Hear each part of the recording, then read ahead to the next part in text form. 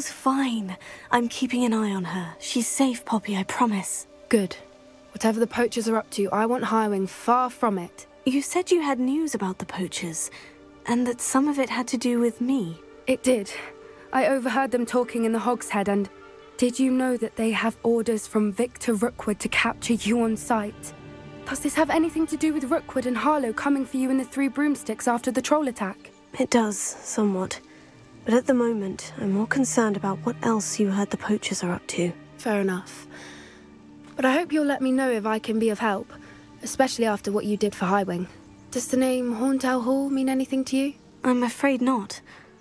Why? What is it? The poachers' best-kept secret, apparently. The name came up twice, but they never went into detail. I also overheard one of them bragging about all the gold they're making, at the expense of innocent creatures, undoubtedly. The poachers spoke of this area, and I thought if we searched around a bit, it might give us clues as to what they're doing. If you ever meet my gran, this trip never happened. Not to worry, Poppy. If I ever meet your gran, I shall not speak a word of this. I normally tell her everything. She might be my best friend after Highwing, but she knows how I feel about the poachers. I think she worries I'll do something ill-advised. Whatever gave her that idea? Poachers were here, all sorts of evidence. But I found something else. It's goblin-made. I found goblin armor. Let's keep searching, but carefully. Merlin only knows what's going on here.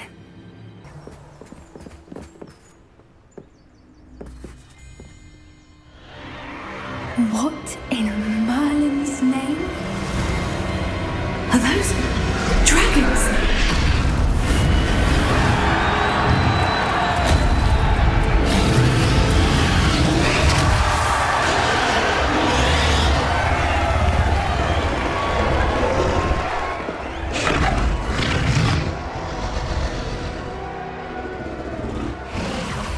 It's a dragon fighting ring. This is Horntail Hall. The name makes sense now. And the secrecy. No wonder the poachers were in Hogsmeade so much. Likely taking bets and spreading the word, given how crowded it is here. How could they possibly enjoy this? The centaurs have every right to be disgusted with wizardkind. There must be more dragons here. The poachers are far too greedy to run a fighting ring with only 2 dragons. We should take advantage of most eyes being in the fight and look around. But be discreet. You especially can't afford to be spotted. Alohomora.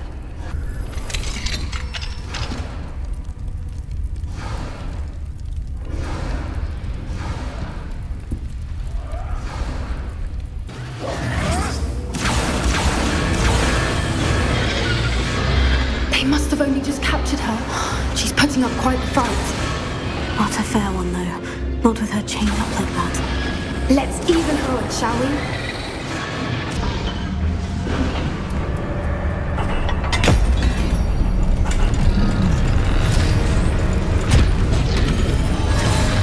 This may have been a bad idea. I suppose we'll find out.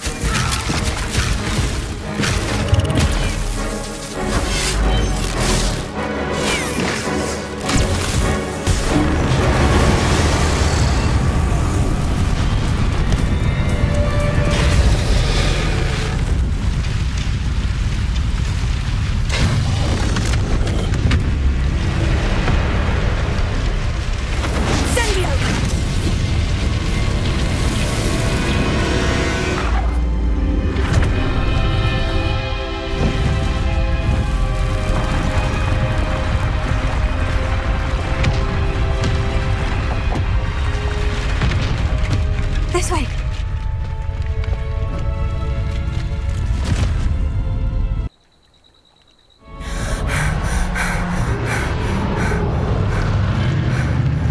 That was a Hebridean black. I'm guessing the egg we have belongs to that dragon. I don't think she knew they had her egg. She wouldn't have left without it. What now? She didn't exactly leave us a calling card. I don't know.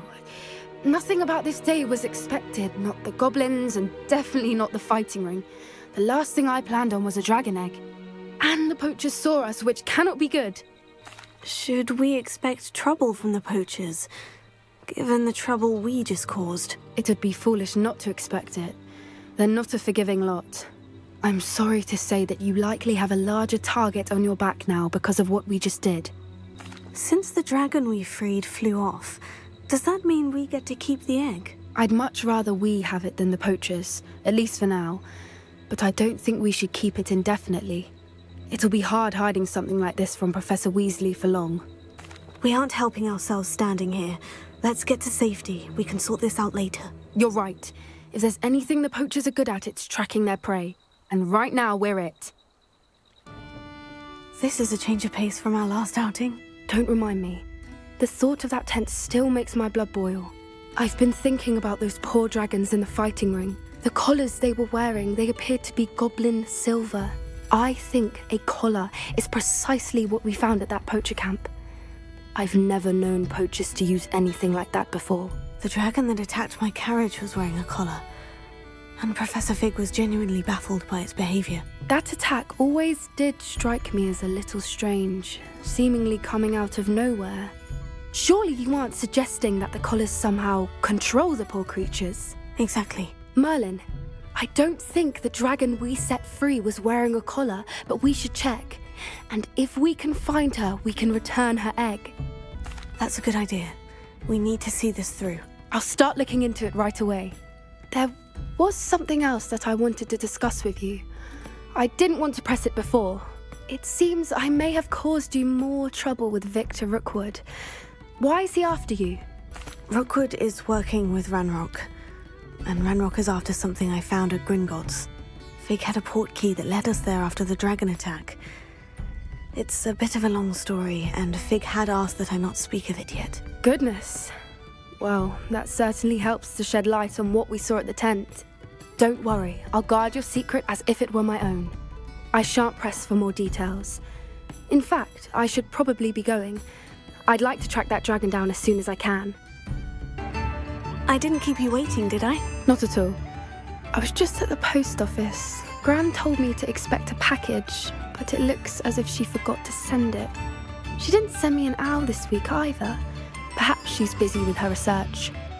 What kind of research is she doing? It varies from week to week, but it's always to do with creatures. Last week she was studying leg knots in plimpies. What was she sending you? Only some feed she's been developing. I was going to give it to Professor Howin for the measles. What did you find out about the dragon you were tracking? I realised that she didn't know the poachers had her egg, so when she left Horntail Hall, she would have headed straight to her nest. I went back to the tent and tracked her flight. How do you track a dragon long after she's gone? Tree canopies, burn marks, things like that. Well done. You certainly know what you were doing. I can't be certain, but I have an idea of one place she may have been heading. I thought we might go and see it for ourselves. Of course. Shall we leave now? If that's all right. I want to see how she's faring if she had a collar on. And she's likely frantic about her egg. Here we are. I do think this is where we'll find her. The terrain's typical of where the breed would nest. I suspect it's how the poachers found her to begin with. They likely camped here and logged her patterns. Perhaps nabbed her first and then her egg. Dragons are hard enough to wrangle, let alone maternal ones. You got all of that from simply standing here. You'd be surprised how easy it is to think like a poacher. Shall we see if she's home? We only need to return her egg. You're making this sound simple, but this is a dragon after all. Hebrideans can be aggressive, but they're also clever. She caught on quickly enough when you showed her how to escape the tent. She'll understand why we're here once she sees her egg. Then we can be finished with the poachers once and for all. I don't suppose you've thought about keeping it, have you? No. It belongs to her. Keeping it will make me just as bad as the poachers. If you're right about finding her here, how do we go about returning the egg? Her nest will likely be in the heart of her den, which she will be keeping guard over. It might also be more charred than anywhere else, I imagine. Well then, let's find our dragon and return her egg. Wonderful. If she sees us flying about, she might take it as a sign of aggression or food. We should stay on foot.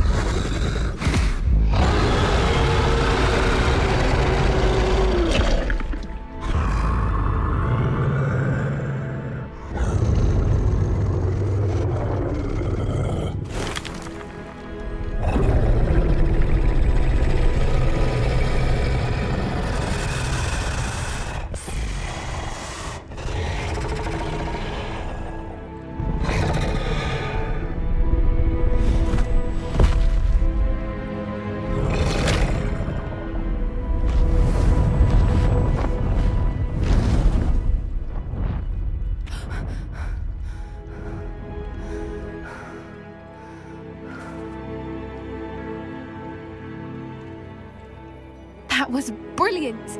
And did you see how clever? She left us perfectly unharmed. Creatures are a lot cleverer than most people realize. That's what Gran always says. The important thing is that we survived it, and we returned her egg. Thank you for doing this with me. Wouldn't blame you one bit if you wanted to head back to the castle and never think about dragons again. No, I think I'm ready to leave if you are. I am. After our dragon rescue at Hauntow Hall, I half expect to be ambushed by poachers any time I'm not in the castle. Understandable. We did sabotage their fighting ring and steal a dragon egg from them. True. So why haven't they come after us? It's not like them to let things lie. Unless... Unless what? Unless they haven't let things lie. Oh no, I can't believe I didn't see it. We need to leave. I need to send an owl. There you are.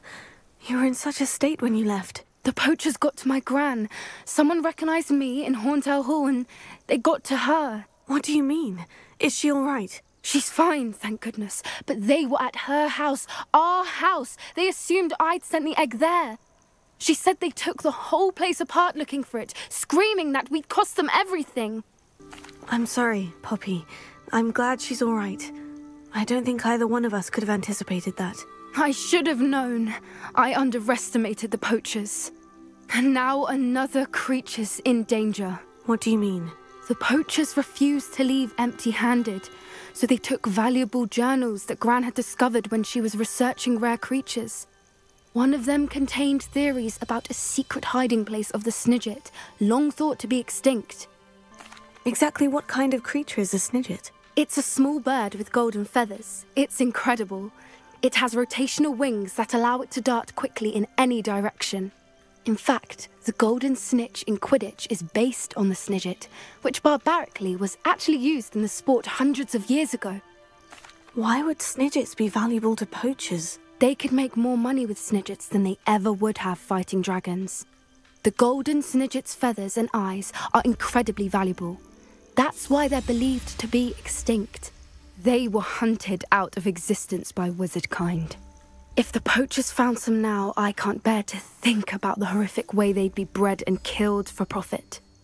Where exactly are these Snidgets allegedly hidden? Gran says the journals were a bit cryptic, which is good. Perhaps the poachers won't be clever enough to find the birds. From what she recalls, the journals only noted that the key to finding them lay in the moonlight. Gran thinks it can be narrowed down to a handful of locations. I take it you aren't going to let the poachers anywhere near the Snidgets. Gran wants me to stay out of it, but I know she's devastated that poachers might go after the Snidgets, if they still exist. We had the element of surprise on our side when we saved that dragon, but the poachers will be watching for us now. We need allies. Others who hate the poachers enough to help us, who value creatures as much Merlin's beard! You're a genius! The centaurs! They'd want the Snidgets protected at all costs. Sounds as if we need to go and talk to the centaurs. We'll need to be careful in how we approach them. Tensions with them are high. Still, I think they may be our only hope. Let me think on it. Is this where we're meeting the centaurs? Well, they don't exactly know we're coming, so it's less of a meeting and more of a surprise, I suppose.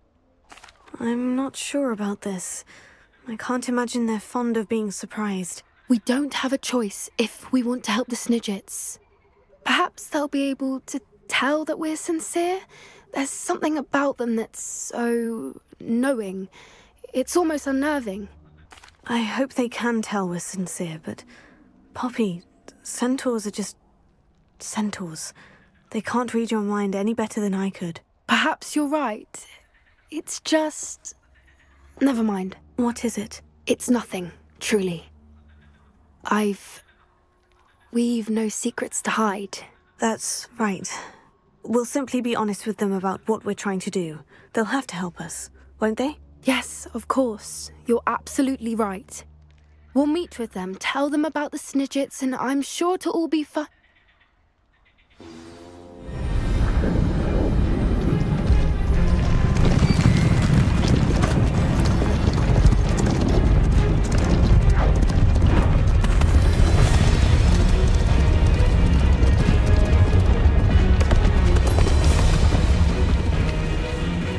What do you think you're doing here, humans? Please!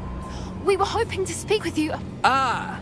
I suppose you'd like a tale for your friends of the time you spoke to a centaur, and it spoke back. No, never!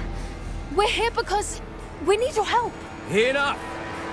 You made a grave error in judgment in coming here, little witch.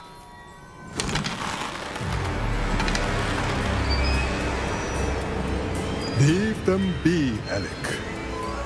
We do not harm the young. It is not our way. You forget your place, old fool. I'm the leader of this herd, and while you cling to our way, their kind continue to slaughter beasts like us without a care! From what I can see, they have slaughtered no one. They will leave here unharmed. Mark my words, Doran. If I ever see them again, it will be all 3 of your heads.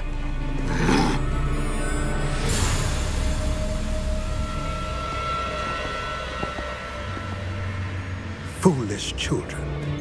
Do you know what happens to wizards who wander here? Now, follow me before Golden Snidgets are still alive, and the poachers are after them. They know that the key to finding them lies in the moonlight, but they don't know what that means, yet. Please, help us find the Snidgets before the poachers do. Could it be?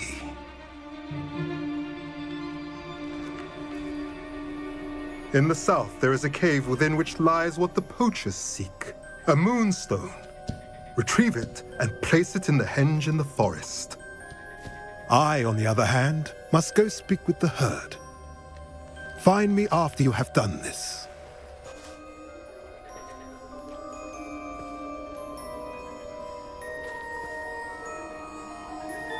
I don't understand. So the moonlight mentioned in the journal doesn't refer to actual moonlight, but to a moonstone. What do moonstones have to do with Snidgets? And why was he so certain about where we could find one? He could have been a bit clearer, or stayed a moment and answered our questions. Centaurs can be cryptic. Gran says no one talks more in circles than a centaur. It is a shame how quickly he left. What was his name? Doran. That's what the leader of the herd called him. Well, if Doran knows something we don't, I'd rather act now and ask questions later.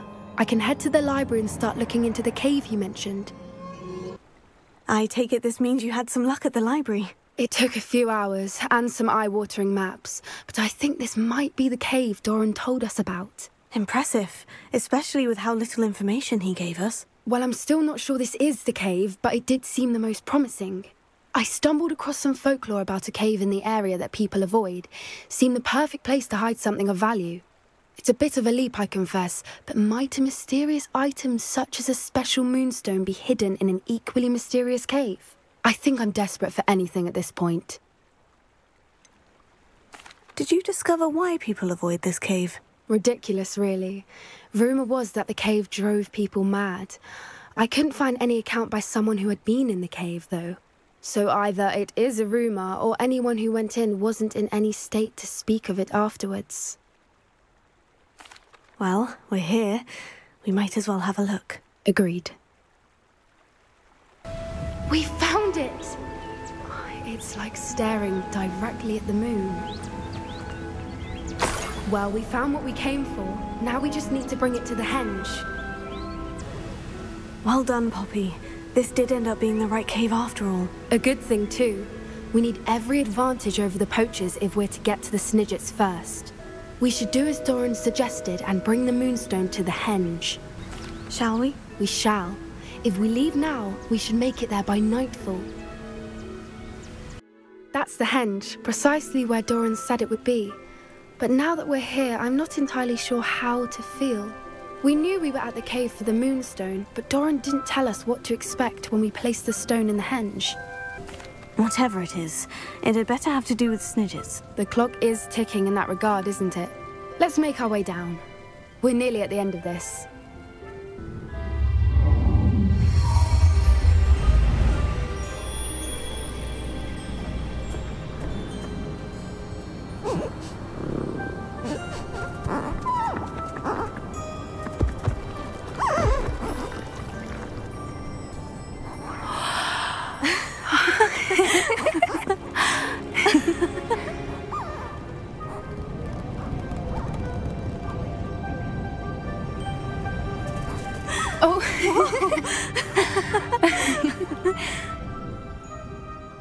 That was a mooncalf dance. Do you know how rare it is to see even one? They only ever happen under a full moon.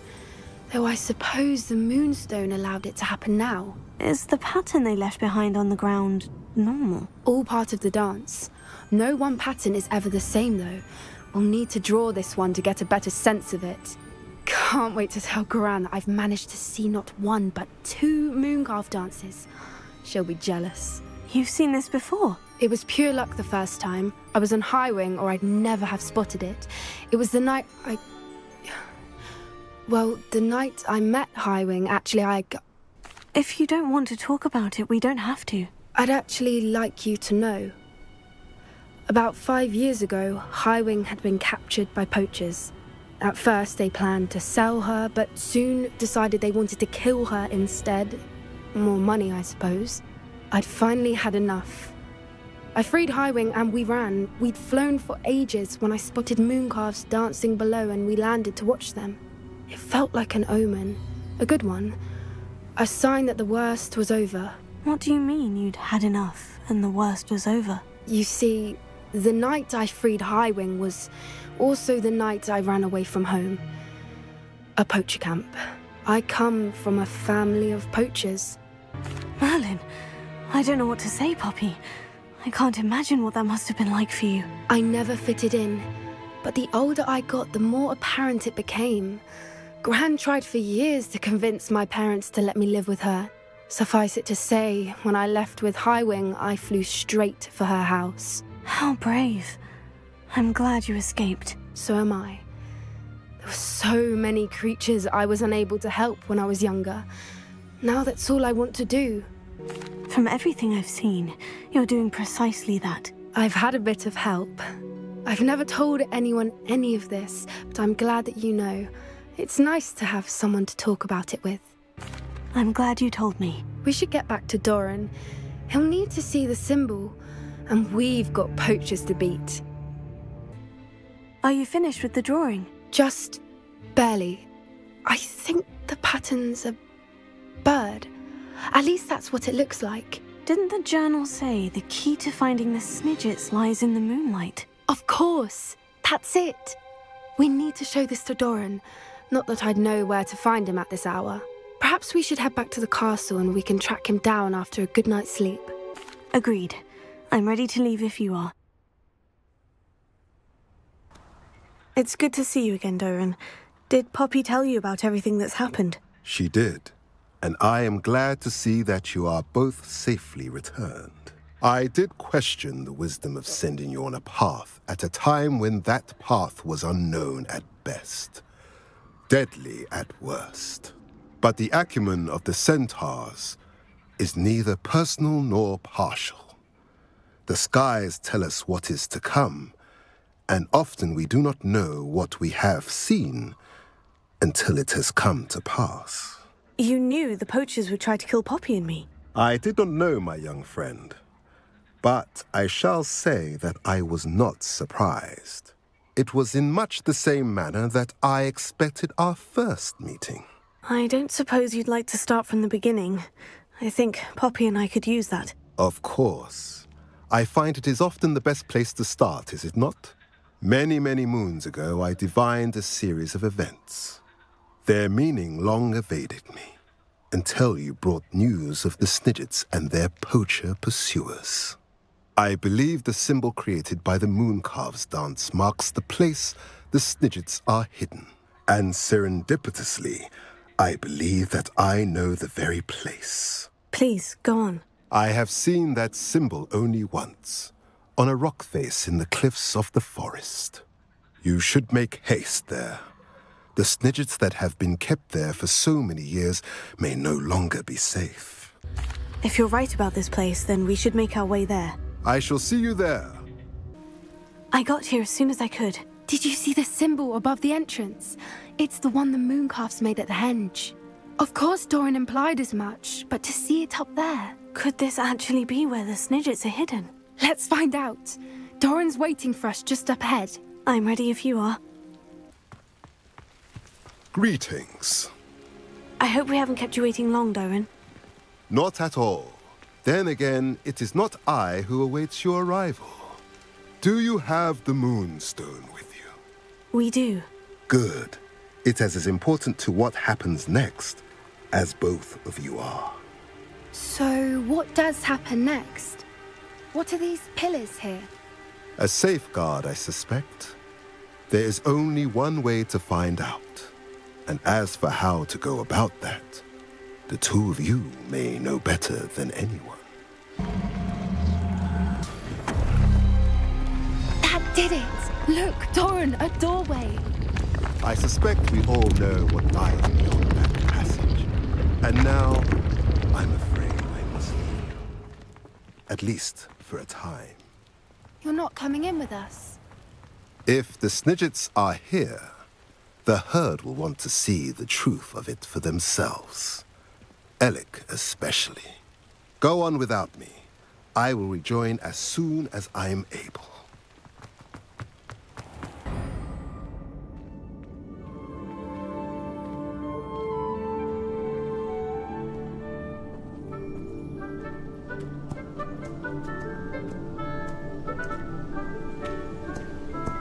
There they are.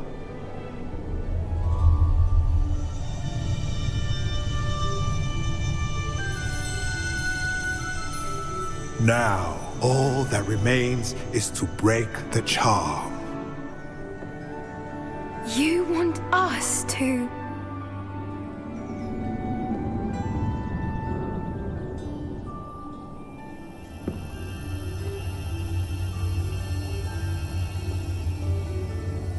I only ever wanted to see them safe, which they are. You should do it.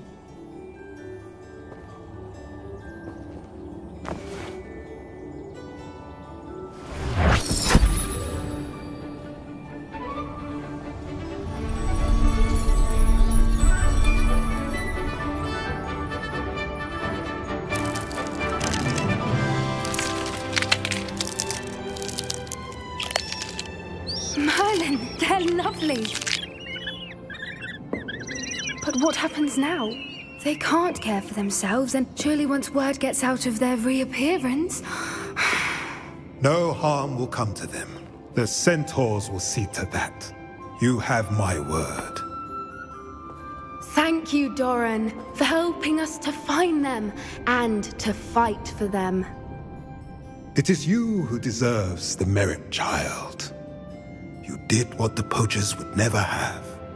Remember that.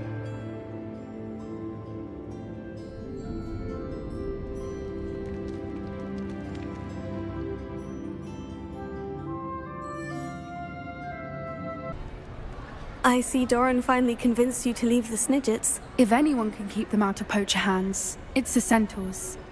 And I wanted to thank you. When the poachers ambushed us, it was nice not to face them alone. Of course. It's the sort of thing friends do for each other, isn't it? I suppose so. I am glad you came to Hogwarts. It's already been my best year. I wouldn't want a repeat of Horntail Hall, of course, but I did enjoy the Three Broomsticks.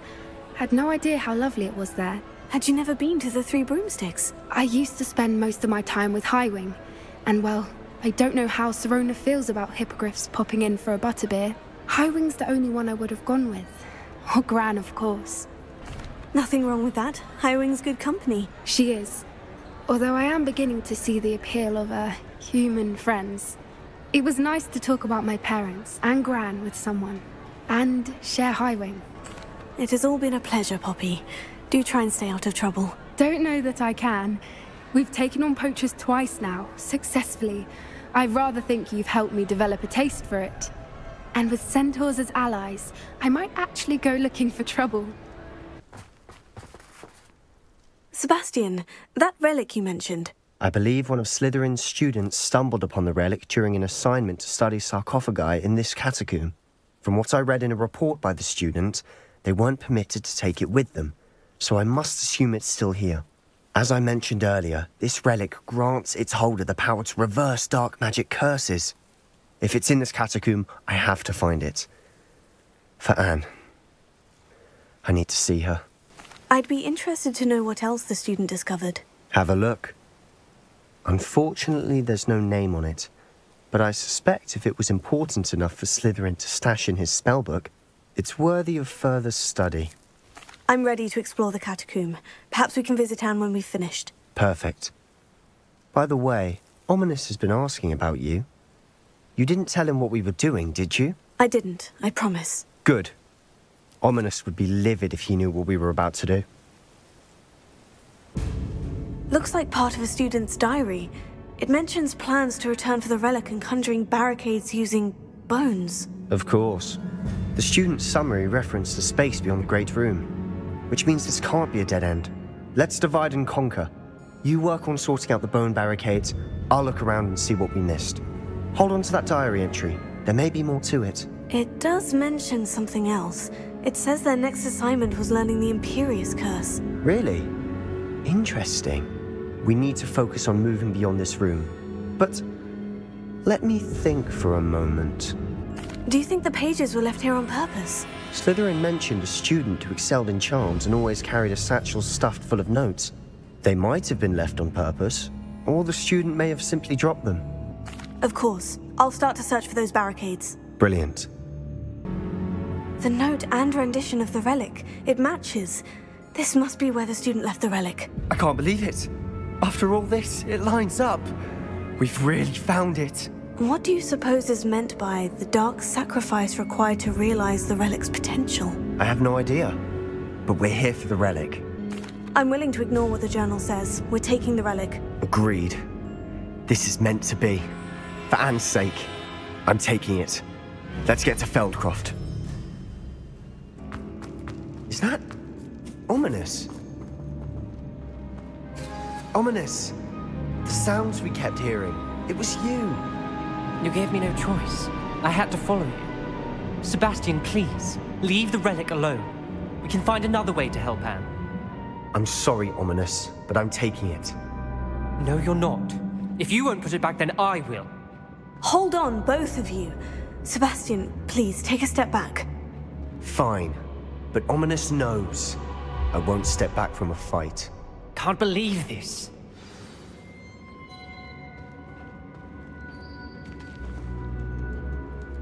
How much did you hear? Everything. I heard you encourage Sebastian to take the relic. Sebastian's done his research.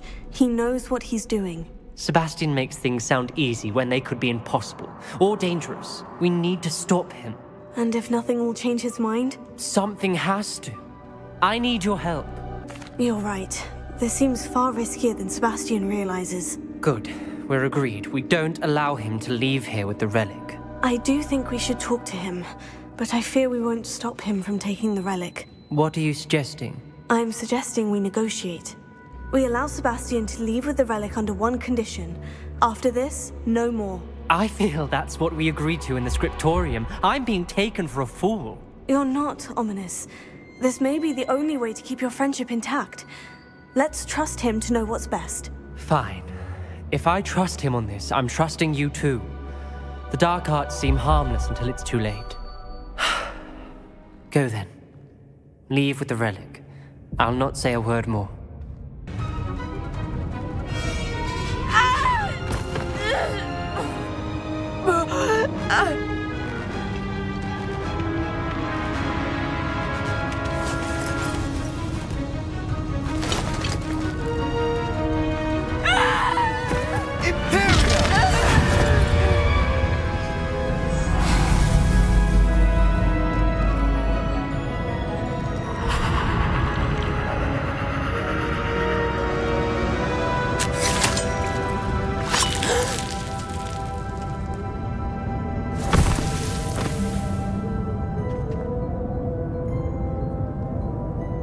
Boy!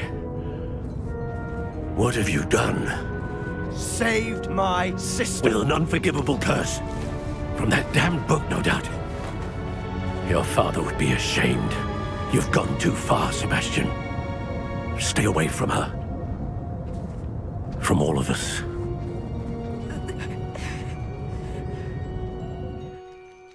What did my uncle expect me to do? The Imperious curse saved Anne's life. That goblin was going to kill her. You did what you had to do. If I have to keep proving that to my uncle, I will. He cannot banish me from my own home. From my sister. It might be best to let him calm down a while. May I speak to him? Perhaps I can help to ease the tension a bit. You may be right. Very well. Probably best if I get away from here for a while. I'll head back to Hogwarts. Pardon me, Mr. Sallow? What Sebastian did was inexcusable. You cannot possibly be about to defend him. Sebastian and I have encountered Ranrock's loyalists before. That goblin would have killed Anne. This family does not resort to using dark magic even against our enemies. What Sebastian did cannot be undone.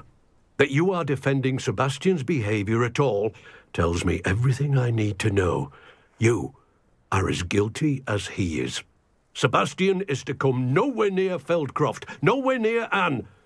Unforgivable curses are so named for a reason. If I hear that either of you continues down this path, if either of you uses dark magic, I will notify the headmaster immediately. My uncle? I wish I had better news about your uncle and Anne. Well, what did he say? I'm afraid he wants you nowhere near Feldcroft, nor Anne. I had to stop that goblin from killing my sister. He had no right to banish me from my own twin. If he thinks banishing me means I'm going to give up on Anne, he's sorely mistaken. He also said he cannot excuse the use of dark magic in any form, and that if he hears of either of us using it, he'll go straight to Professor Black. Huh? That relic, dark magic or not, is the key to saving Anne. To reverse that curse. I will not lose Anne for good. I should send the crest to Anne. She'll know that we need to meet. I'm afraid I don't follow. Nothing, just a thought. Now I'm more determined than ever to learn what power that relic has. What did you mean you'd send Anne a crest so that she'd know to meet you? We just lost our parents, and we were packing up to go and live with Solomon. We couldn't take everything. She was carefully organizing her prized possessions, a box of artifacts she'd collected to do with our family. Jewelry, cards, old photographs. She got to her favorite, a handmade crest, and without a second thought she handed it to me. This will keep you safe, she said. It holds no enchantment, but I've kept it with me since. That's how I can reach Anne. I'll get the crest to her with plans to meet. Be careful, Sebastian. Your uncle could intercept it. We'll be expelled. Even if Ominous is upset with us, he has no love lost for his family. He'd use their connections to the headmaster if we needed his help. I shall wait to hear from you then. Thank you. I very much appreciate you standing by me through all of this.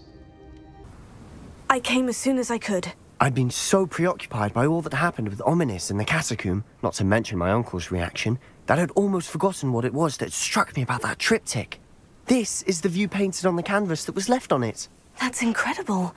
You know this area well. And while I was waiting for you, I scouted around and discovered an abandoned mine nearby, surrounded by Ranrock's loyalists. Do you think there's a connection to the triptych? I've no idea, but perhaps they're searching it, the way they did Rookwood Castle and Isidora's Manor. How do we want to handle this? We need to see what they're doing, but let's not draw their attention. Very well. And I still have that rune symbol we found on the triptych. If there is a connection, I suspect we'll see that symbol again. If the triptych led us here to find this bit of canvas, we can probably assume that Isidora Morganach was here. She seems to have been everywhere. But if she was using the Undercroft and the cellar beneath her manor in Feldcroft, why would she create this space? And why hide it behind cryptic rune symbols and ancient magic that no one but you could see? Isidora and Percival Rackham, another of the Keepers, could see traces of ancient magic too. Rackham? I haven't heard his name before. His are some of the memories I've seen. I don't think he and Isidora saw eye to eye on how this magic should be used. This is all rather baffling. Let's take the canvas back to the triptych. Perhaps the answers are there. Please tell me you recognize the location in this bit of canvas.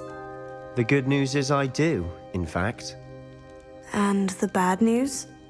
We're in for more trouble. I know that coast. Ranrock has taken over a huge mine in the surrounding area. Mornweem has suffered for it. It's as bad as Feldcroft's become. Should we head there now? We should wait. Why? All this time, we've been a step behind Ranrock. I may know someone who could help us get ahead. Who is that? A friendly goblin. He wants no part in Ranrock's fight. A friendly goblin?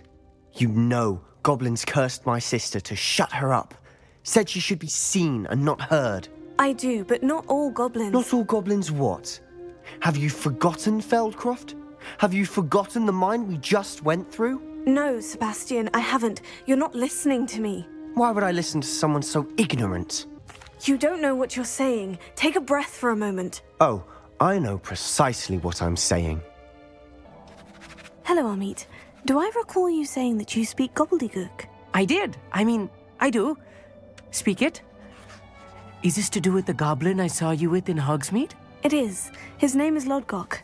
We could use your help with something. He's waiting for me near a goblin mine. Would you be willing to help? Of course! How exciting! Well, might this be dangerous? I think he simply wants to show me something that involves gobbledygook. If it helps, he's a friend of Sirona's. Good to hear. Good to hear. If Sirona trusts him, then I feel much better.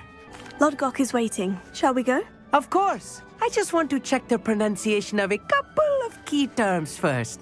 So I will meet you there. A friend who speaks gobbledygook is meeting us. Before he arrives, perhaps you could tell me why we're here. Of course. Unfortunately, presenting Ranrock with the Helmet of Urtkot did not have the effect I'd hoped. Because he knew the details surrounding its plunder, he presumed I'd had help from a witch or wizard in retrieving it. How else did he expect Goblinkind to get the helmet back? Seems he has no interest in making amends with you. I'm afraid we do not have the luxury of rational expectation when it comes to Ranrock. Damn Bragbor and his blasted journals. Bragbor? An ancestor of Ranrock's, renowned metalworker. If we are to work together, I suppose I must tell you more. Not long ago, Ranrock sent me to collect a recently unearthed set of Bragbor's journals. They described repositories that Bragbor had been commissioned to build for a group of witches and wizards. What do you mean, repositories? Large, magically fortified receptacles crafted from goblin metal. Ranrock recruited others to help me locate the repositories. We were to search anywhere that was connected to 5 names mentioned in the journals: Rackham, Fitzgerald, Bakar, Morganach, and Rookwood. Rookwood Castle. That is where we began our search. Why does Ranrock care so much about these repositories? He cares about what they contain. For centuries, wizards have refused to share their magical knowledge with goblins. Your kind will not even let us carry wands. Thus, many goblins, myself included, have spent our lives mistrusting wizard kind. Ranrock was convinced that the repositories contained a magical power that wizards wanted to keep for themselves. He is determined to take it for goblin kind. but Here comes my friend Amit. Probably best to continue our conversation later. Greetings, Lodgok. It is an honor, sir. You speak gobbledygook. Oh, Bacalio. Enough. Please do not tell me that was meant to be gobbledygook. Well, yes. Perhaps my pronunciation was a bit off. I imagine certain dialects differ? Pronunciation is not the issue. I barely recognize that as language. I trust you can read gobbledygook better than you can speak it? I can, Sir Lodgok. Just Lodgok. Thankfully, we only need someone who can decipher written plans, since I cannot join you in the mine. What written plans? And why can't you come with us? We need some idea of what Ranrock knows or is plotting. I suspect a careless loyalist may have left plans behind. And I'm unable to join you because I cannot risk anyone reporting my presence to Ranrock. All you need to do is not be seen, either by the eye above the enchanted door or a loitering loyalist. Amit and I can do this. I will await your return. The door is looking at us.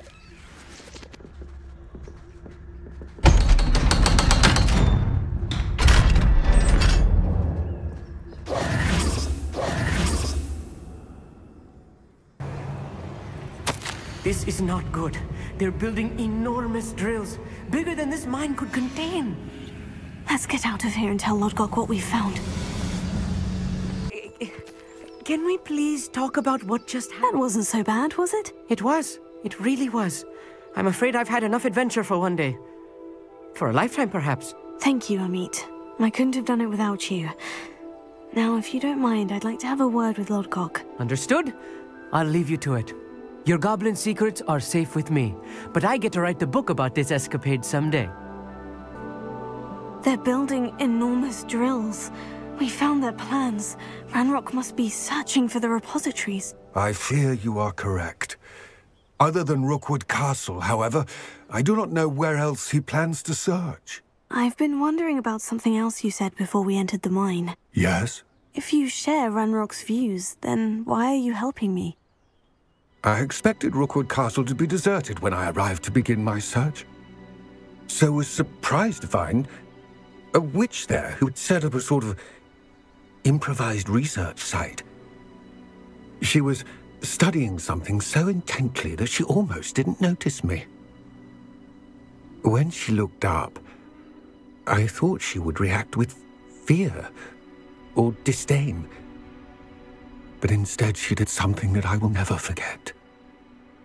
Without a moment's hesitation, she smiled and asked me to sit with her. She told me that she was a researcher and showed me a small, oddly shaped container with a strange symbol on it. She was certain it was made of goblin metal, but was unable to open it. She wanted to work together. Miriam. Yes. But how did you... Professor Fig's wife. He told me of her research, and I know of the container. Ah. The reverence with which she talked of goblins and their intelligence and skill, it caught me entirely off guard.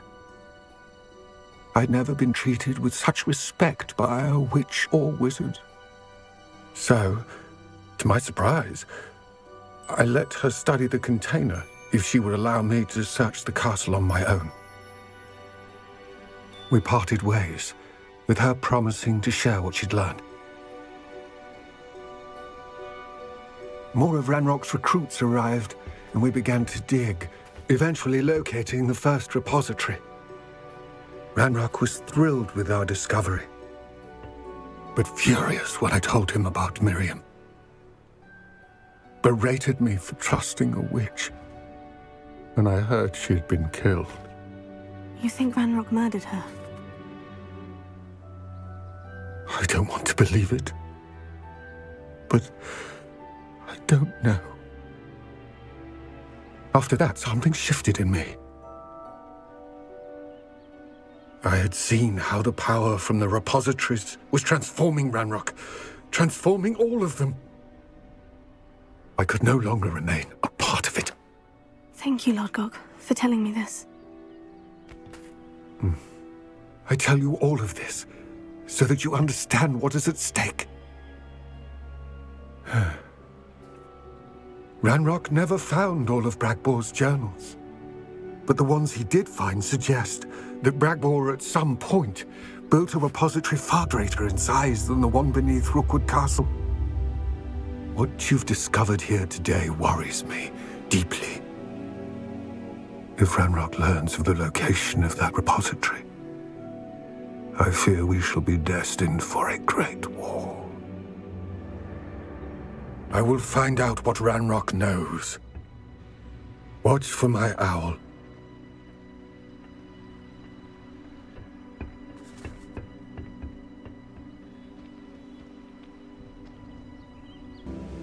Hello, Professor. I have news. The goblins are looking for something. Another repository. They've built drills to help with their search. Most troubling.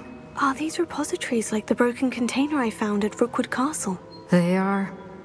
I fear we have no time to lose. Have a look at the map. Fortunately, the next trial is fairly nearby. It's Hogwarts. As you know, I was headmistress in my time. My portrait hangs in the headmaster's office. In fact, I witnessed Professor Black learn of your arrival. And I'll confess that I wondered about you. Wait, is the next trial in the headmaster's office? It is. I had hoped that when the time came, the occupant of that office would be of help to us. Unfortunately, this headmaster seems wildly unconcerned with anything but himself. You'll need to access the office while he's away. I understand. Very well. We'll find some way to get in. Good. I shall meet you in my portrait there. Until then. Now here's Professor Fig. The keepers have shown me where the next trial is. Has something changed? Lodgok and I have learned that the goblins are searching for another repository, like the one we saw at Rookwood Castle. And I discovered that they're building massive drills to help in their search. Professor Fitzgerald seemed very concerned. I see. Ranrock clearly knows even more than we suspected. And sir, there's something else. Lodgok knew Miriam. He knew Miriam? They encountered each other at Rookwood Castle. She was doing research. That's where she found the container with the port key. He liked her so much that he let her leave with it, despite orders from Ranrock. I don't know what to say. She could win over almost anyone. I want to hear more of this. And, in fact, I'd like to speak with Lodgok directly. But we've no time now. Where is the next trial? Believe it or not, it's in the headmaster's office. Incredible. Very well. You'll need the password to get past the stone gargoyle. The headmaster's house elf will know it. I don't know the headmaster's house elf. Will he even speak to me? I imagine he's loyal to the headmaster. He is. So you'll need a disguise. I have just the thing. A polyjuice potion. You'll look and sound like Professor Black. Wait. Doesn't polyjuice potion require a bit of the person you want to change into? And take ages to brew? It does. So how do you already have polyjuice potion to change into Professor Black? One never knows when such a thing may come in handy. Let's just say I felt the need to be prepared for anything after my fruitless trip to the Ministry on his behalf. Now, time is of the essence. Drink up and I shall explain more.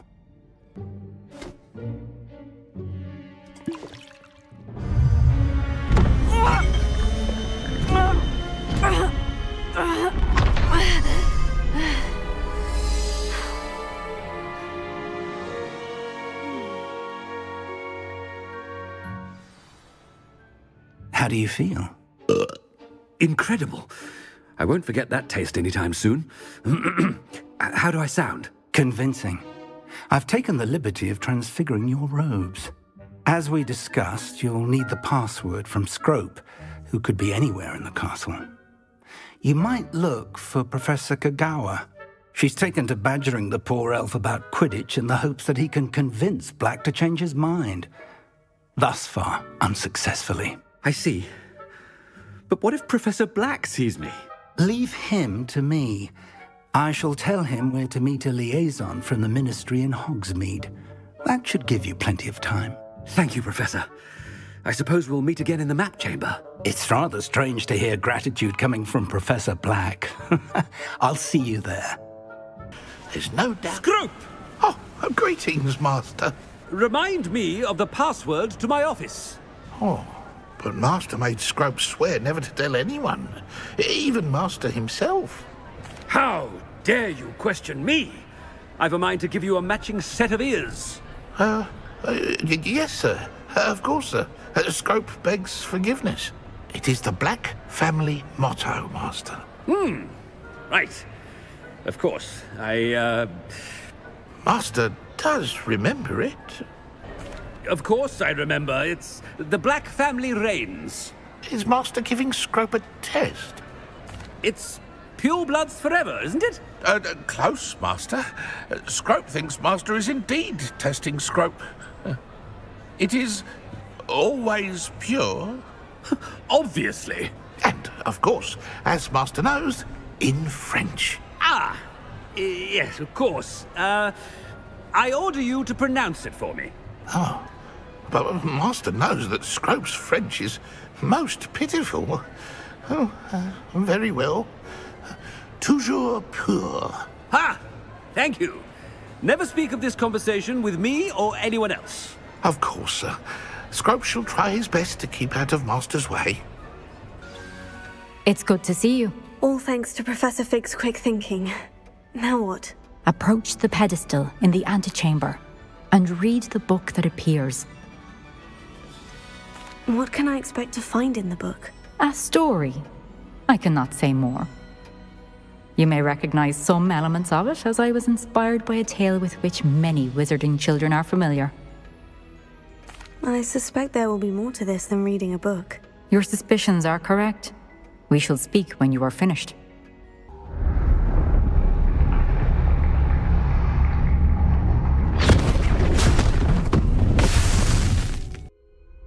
Where am I? Professor Fitzgerald, can you hear me? I am here. In this place, you may call me Neve. You shall be witness to a fable. Pay attention. Things are not always as they seem. You must move swiftly and cautiously. Use the tools you encounter to find me.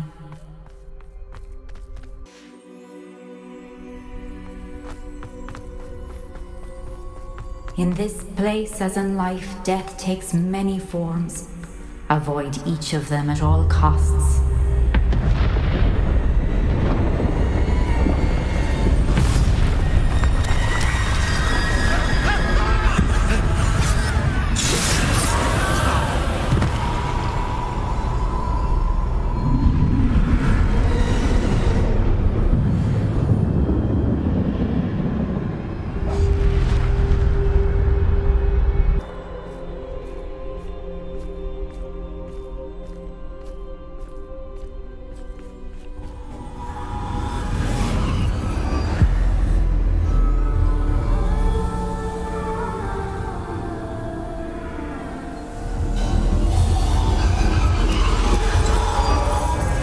Stone.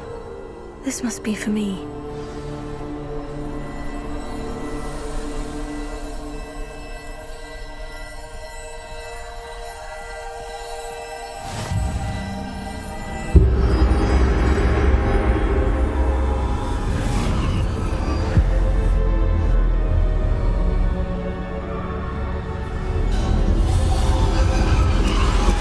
You are far from finished.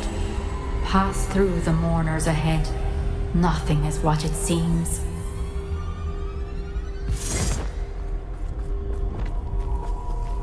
She's gone. Neve's dead. Dear, sweet Neve. Dead. Let us always honor her memory.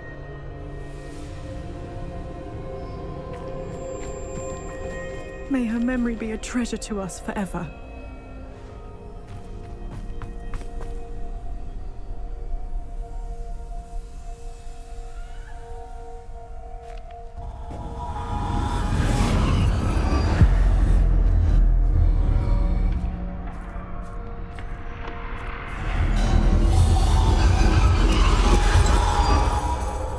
You found me, but you cannot undo what has been done.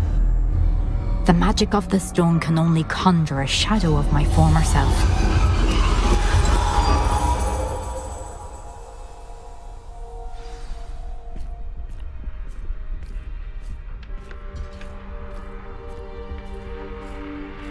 But there is no light without shadow, as there is no shadow without light. Simply because you can eliminate darkness does not always mean that you should.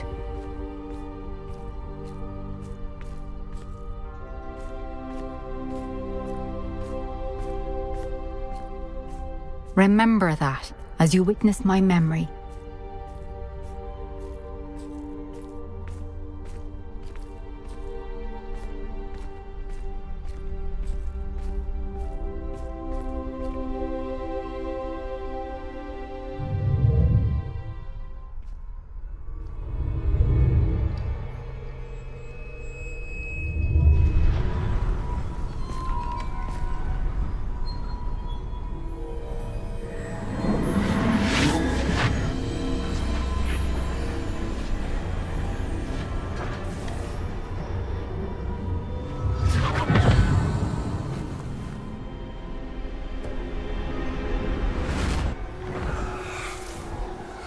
Isadora, what you did for your father was remarkable. Well, wasn't it? And Percival needn't worry about the strands of emotion or the traces that this magic leaves. I found a way to contain all of it. You haven't stopped.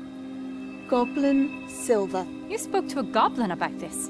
Don't worry, he has no idea what we're containing. We don't know what effect any of this may have. The emotions, the dark traits. You sound like Percival.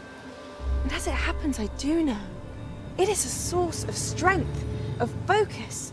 Somehow it enhances my ability to wield magic. I don't follow, Isadora. I think we can harness it. Power like this is not to be toyed with. In the wrong hands, You saw what I did for my father. Oh, Neve, imagine the good we could do. Everyone is in some kind of pain.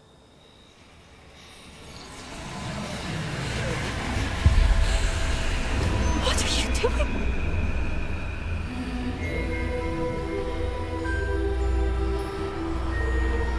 Breathe it in. Can you feel it? Oh, Isadora.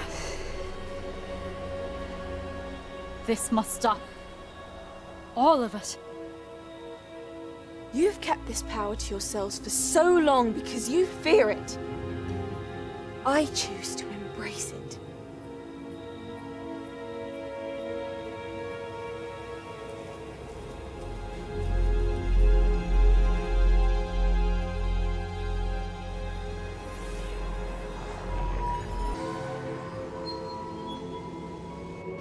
Is it true? Has someone completed the first 3 trials? It is, and I have. But you are so... Young. I know. You must be Professor Bakar. I am. Pleased to meet you. The pensive memory I just witnessed. Was Isadora inhaling painful emotions? She was. I was amazed to see that it seemed to give her some sort of power, and that she could harness it. But how? I worry that you seem more intrigued than repulsed. I hesitate to reveal the location of my pensive to someone who, perhaps, has yet to understand the responsibility of power. I can assure you, Professor, I do. In fact, what you don't yet know is that a dangerous goblin called Ranrock has accessed the repository at Rookwood Castle. He has learned to harness the contents of it as a source of immense power. He plans to use that power against wizard kind. We have no time to waste. I see. Nonetheless, the knowledge you shall gain after you witness my memories is too valuable to share without further consideration. I shall require time to confer with the other keepers. It seems we have no choice but to wait, frustrating as it is. I heard what you told Professor Bakar. Isadora was inhaling emotions to gain power? She was, and she pulled emotions, as she did from her father, from Professor Fitzgerald, without permission.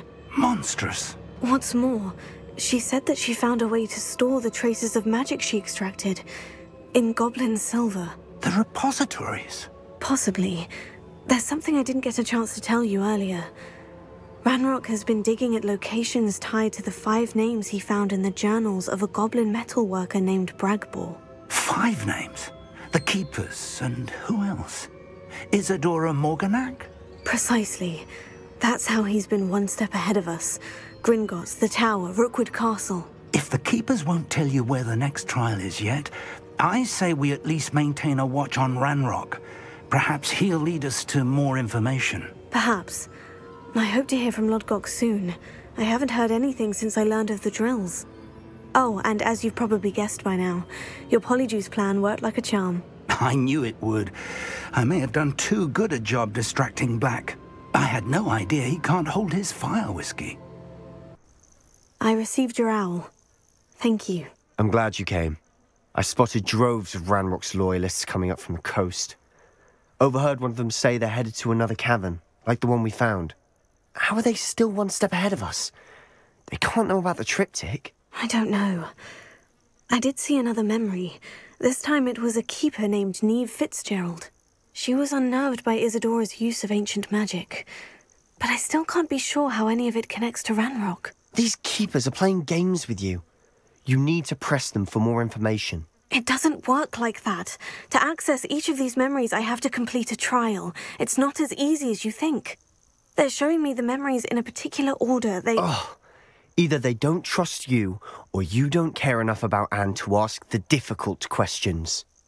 I do care about Anne, but I'm tired of explaining myself. Perhaps we should part ways. That's not what I meant. We're just not getting answers. I need answers. For Anne. I know. Now, shall we see why the triptych led us here? Sebastian, wait! Wait? For what? Why are you suddenly so cautious? Listen to me. I know you're angry and frustrated, but charging ahead now could undo all the progress we've made. Lodgok said... Oh, your goblin friend? Stop it, that's enough. Not all goblins are like Ranrock. I am not the enemy. We want the same thing, to find answers. I thought we wanted the same thing. We do. Listen to me. Lodgok has insights into Ranrock that we don't. He told me that Ranrock somehow knows about the Keepers and is searching anywhere connected to each of them. That's why they always seem to be one step ahead. I know what I'm doing. You need to trust me, or I don't see that we can continue together. Fine. I'm sorry. I'm letting my emotions get the better of me. And I have been for a while. I do trust you. And I don't think I can help Anne without you. Good. Ranrock clearly knows more than we thought. We need to be careful and do this right, not just go charging in. We have our work cut out for us. We need to work together if we're going to find the final piece to the triptych. The final canvas piece to the triptych! We've done it! Isadora should not have had to keep all this secret. I know from the memories I've seen that the Keepers in Isadora didn't see eye to eye on the use of ancient magic. But I don't understand why she seems to have gone to such great lengths to tell her story without their knowledge. I wish you could see one of her memories. So do I. This is it. Don't keep me in suspense. Go on, place it.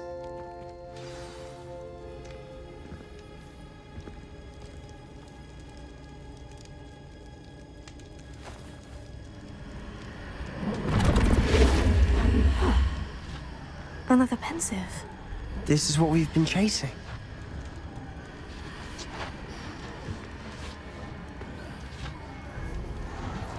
I wonder...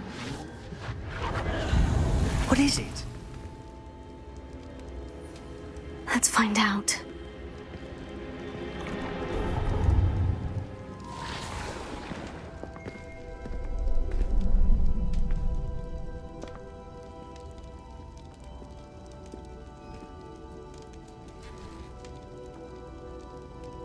I cannot bring my brother back, Father. But I can give you peace.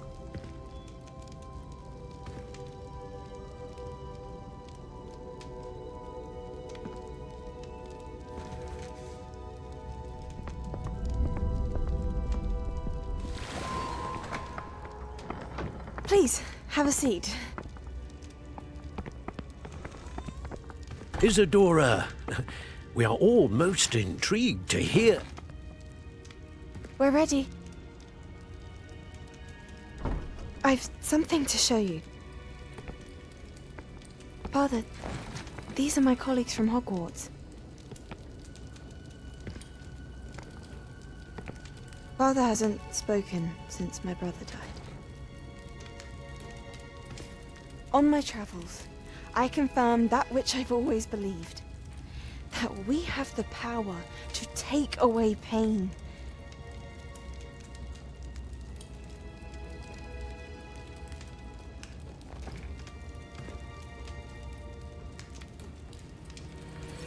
Isadora.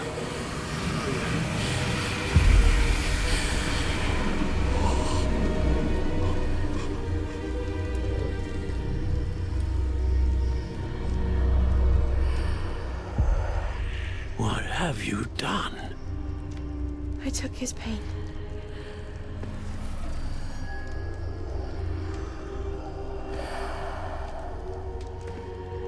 Thank you.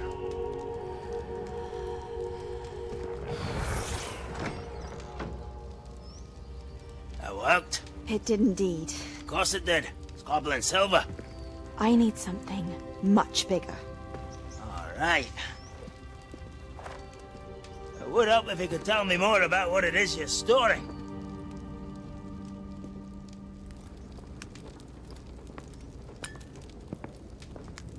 Magic.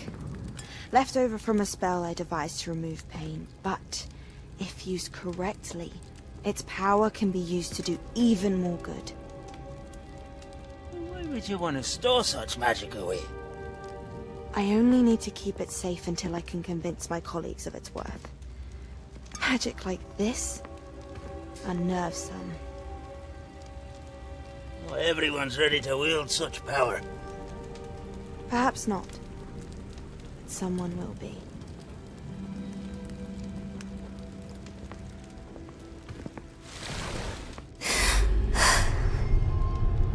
She took away the pain. I knew it. I knew there was a way to help Anne. Something isn't right, Sebastian. What do you mean? You saw what she did. No, not the memories, the portrait. I think the reason Isadora hasn't appeared is because she can't. I don't follow. We have seen that view before. The abandoned home in Felcroft, the destroyed painting. It was her. So someone destroyed a bit of enchanted canvas, but we found the memory. Yes, you're right. We saw what she wanted us to see. We saw what she could do, what you can do. But I don't know how to do what Isadora did. Well, then you shall learn. The Keepers can teach you. I'm not sure that they would. The Keepers believe that removing someone's ability to feel pain, it's a highly complicated, unpredictable form of magic. One that should be wielded with great care, if at all. If at all? You've overcome all of their challenges. You've more than proven yourself. You can wield it. You have the ability.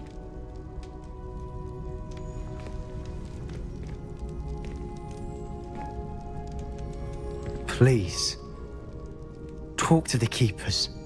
If not for me, then for Anne.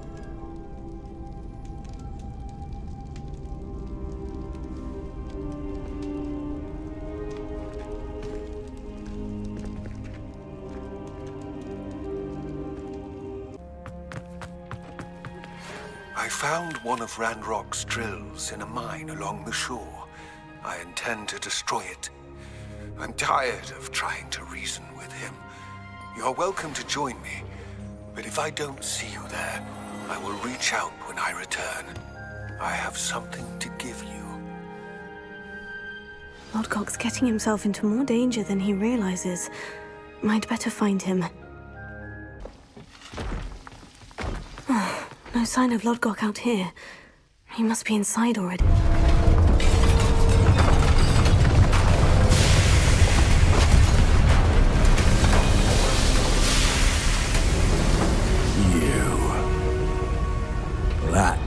is unfortunate. No matter, we will build another. I found this one lurking outside. Lord Gok, come to make amends, little brother. I came to stop this. What is this you've brought me?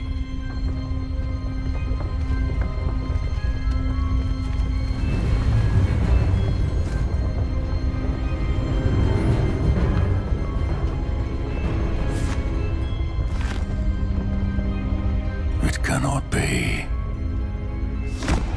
All this time, you knew where it was!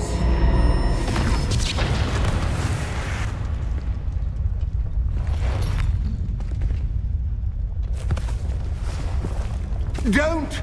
Are you alright? I'll never understand you, Lord Gok. So gullible. That witch did not consider you an equal. She, like all wizard kind, sought only to use you. You're wrong, Ranrock. The young ones are especially deceitful. They are taught to hide their disgust for us, as they exploit us. Astonishing that our ancestors ever trusted each other.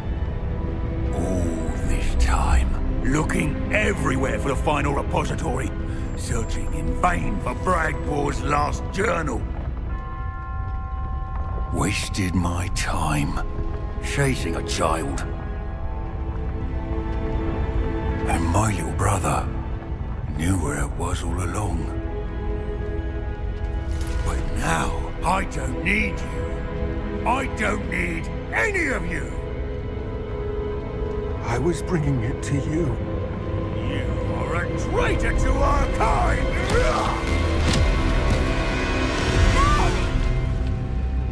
Avada-kedavra!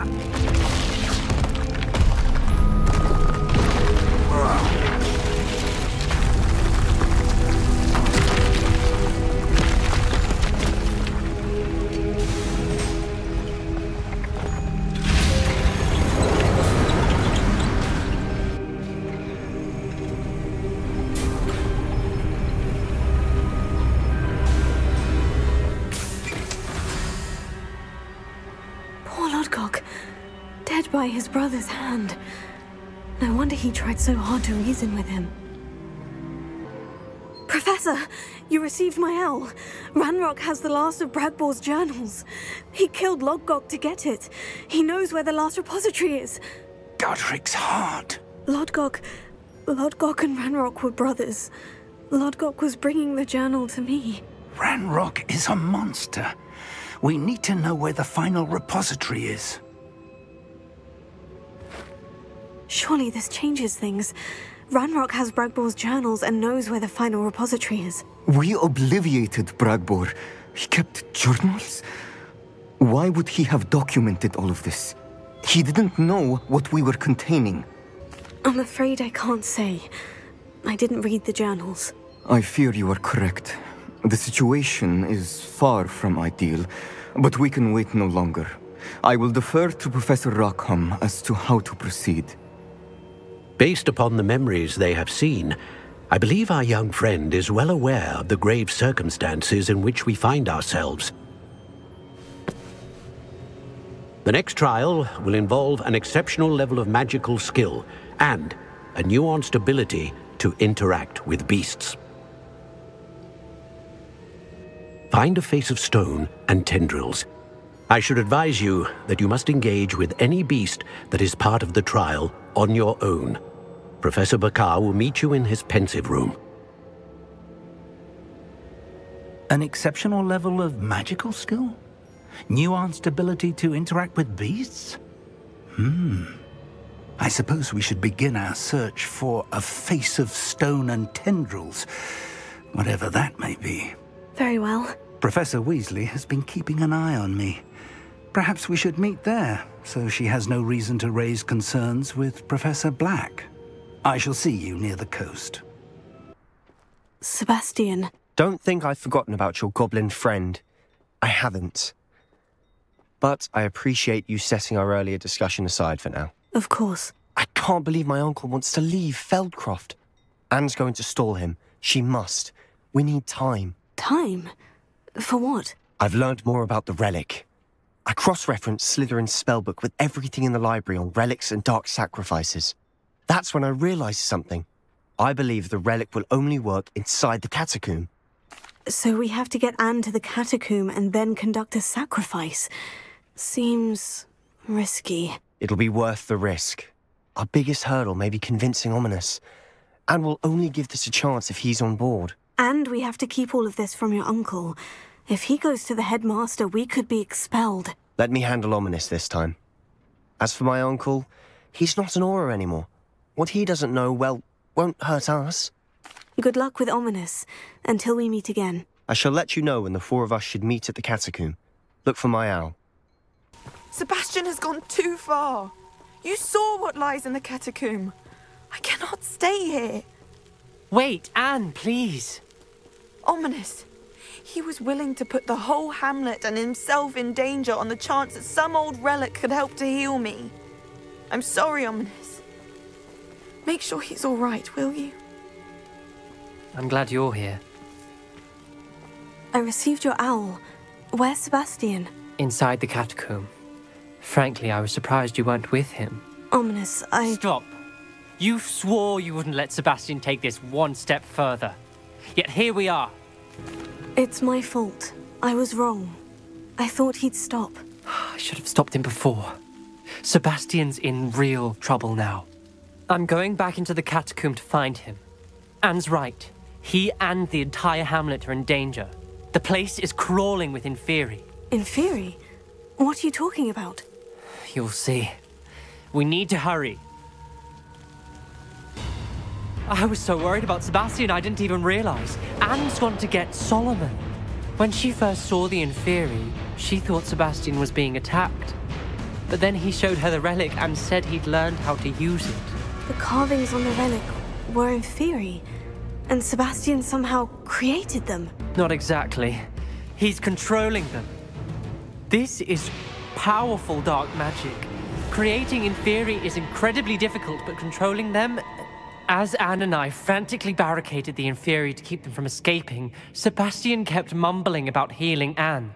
When Anne said she couldn't stay here, I didn't realize what she meant. Solomon threatened to go to the headmaster if he heard of Sebastian dealing with dark magic. I need to get to Hogwarts. I must get to Professor Black first.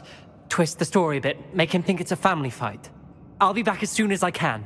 See if you can talk some sense into Sebastian. There's Sebastian. Isn't this incredible?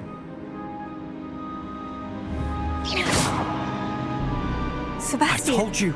The relic is the answer. I've been trying to reverse the dark magic that injured Anne, but this will allow me to control it.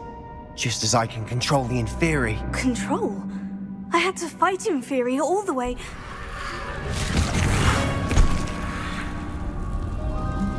What have the two of you done? Accio relic! Solomon, don't! The relic!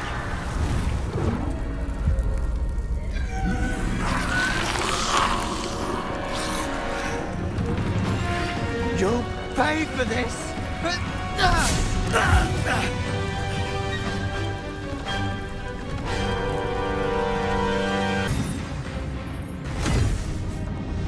She cannot be healed, Sebastian! You must stop! I won't let her suffer! Avada Kedavra!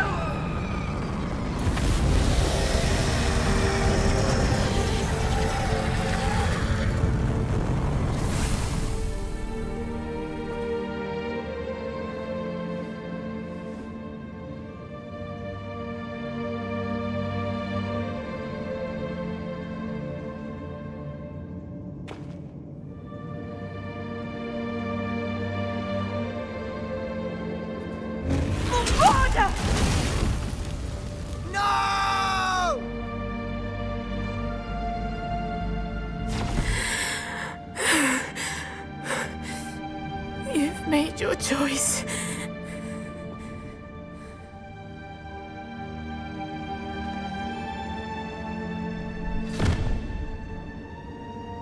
Oh, Anne. What have you done?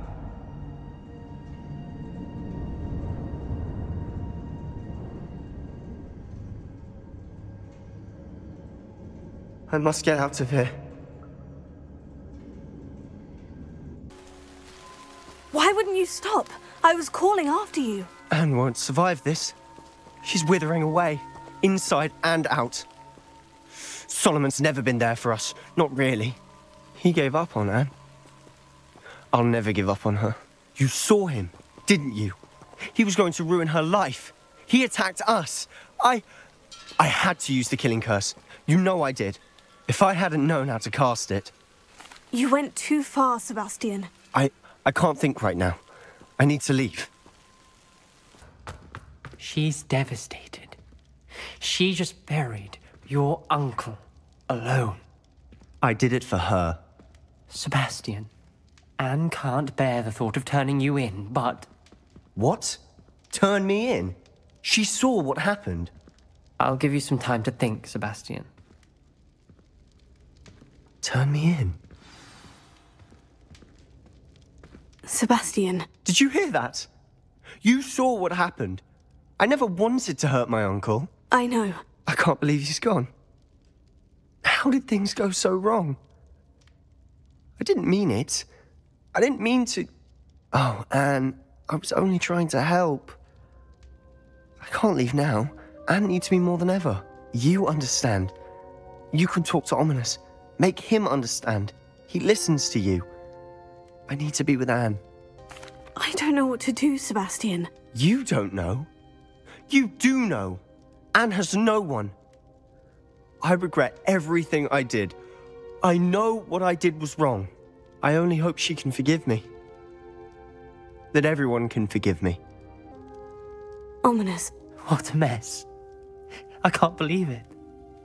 After I last saw you, I went straight to Hogwarts. Before I had time to talk to Black, I heard from Anne. I rushed to Feldcroft and found her with Solomon's body. She was beside herself with grief. Part of her wants Sebastian to face the consequences, another part can't bear the thought of it. I don't want to lose Sebastian, but I don't think we have a choice. We don't have a choice. You're right. You were right the entire time. I wish I hadn't been. If we do this, we may never see Sebastian again. We do have a choice. What good will it do to turn him in now? He clearly regrets everything. He's not going to do anything like this again. We've both heard that before. But we also need to think about Anne. She's lost her health, now she's lost her uncle. Do you really want to take her brother away from her too? I understand what you're saying. Perhaps you're right. As much as I believe that Sebastian should pay for his actions, we'd only be punishing Anne as well. I hope we're doing the right thing. I'll talk to Anne.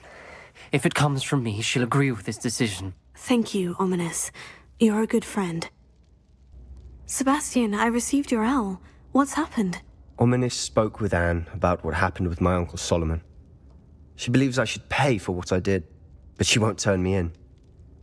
She said the guilt I'll have to live with is punishment enough. I'm so sorry, but I'm glad to know that you can at least try to move on now. The thing is, I think I've lost my sister, my twin, forever. She refuses to even see me. I can't blame her. I couldn't really blame any of you if you gave up on me entirely. You all believed in me, and I let you all down. Anne may just need some time. Surely one day she'll be able to forgive you. I hope you're right. I realize I can't undo what's been done, but I can try every day to make up for it. I owe you and Ominous everything for standing by me. Well, it wasn't easy. But I believe in you, Sebastian. I've had a sense about you since that first day in Defense Against the Dark Arts. Seems so long ago. Thank you. I have no idea what's to come, but I'm grateful for your friendship. Natty, is everything all right? There are times when my father's absence drifts to the back of my mind, and I feel peace for a day or two. But this is not one of those times. I miss him. I miss running with him. I miss Matibeleland. He should still be here. And it's my fault that he isn't. It's not your fault, Natty. There's nothing you could have done to prevent it. That is what my mother says. But he died protecting me. And I cannot help but feel guilty over that. I find myself reliving the moment more often than I would like. I believe I would feel less helpless if I could truly put an end to Harlow and the rest of Rookwood's miserable lot. Each day they remain free, they do more damage, leaving people like Archie Bickle to suffer the consequences. I agree, Natty. We'll get them. I've never seen someone so committed to a cause. Thank you. I believe we will get them. Beginning with Harlow. I'm ready to finish Harlow once and for all. What is your plan? I received an owl from Mrs. Bickle. She wondered if we were having any luck going after Harlow. Suggested we could gather evidence from a friend near Manor Cape. But she warned us to stay out of it. Was rather adamant about it. Precisely. Harlow knows that we saved Archie, and that we rescued Mr. Rabe. The letter didn't come from Mrs. Bickle, did it? I do not believe it did. Harlow intends to ambush us. But now we have the upper hand. We can prepare. We are stronger than Harlow, and he knows it. That's why he's resorting to this sort of trickery. We must go. I don't know if we should be rushing into this. If he thinks we are aware of his plans, he may call off the ambush. We should behave as he expects us to. Fair point. All right, let's go. Brilliant. Will not end in your favor.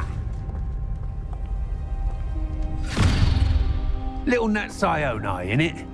And her excruciatingly loyal companion. You two have done quite a bit of damage to my business interests. But I must grudgingly give you some credit. What was once a mere annoyance has become remarkably problematic. Fortunately, I pride myself on my problem-solving skills.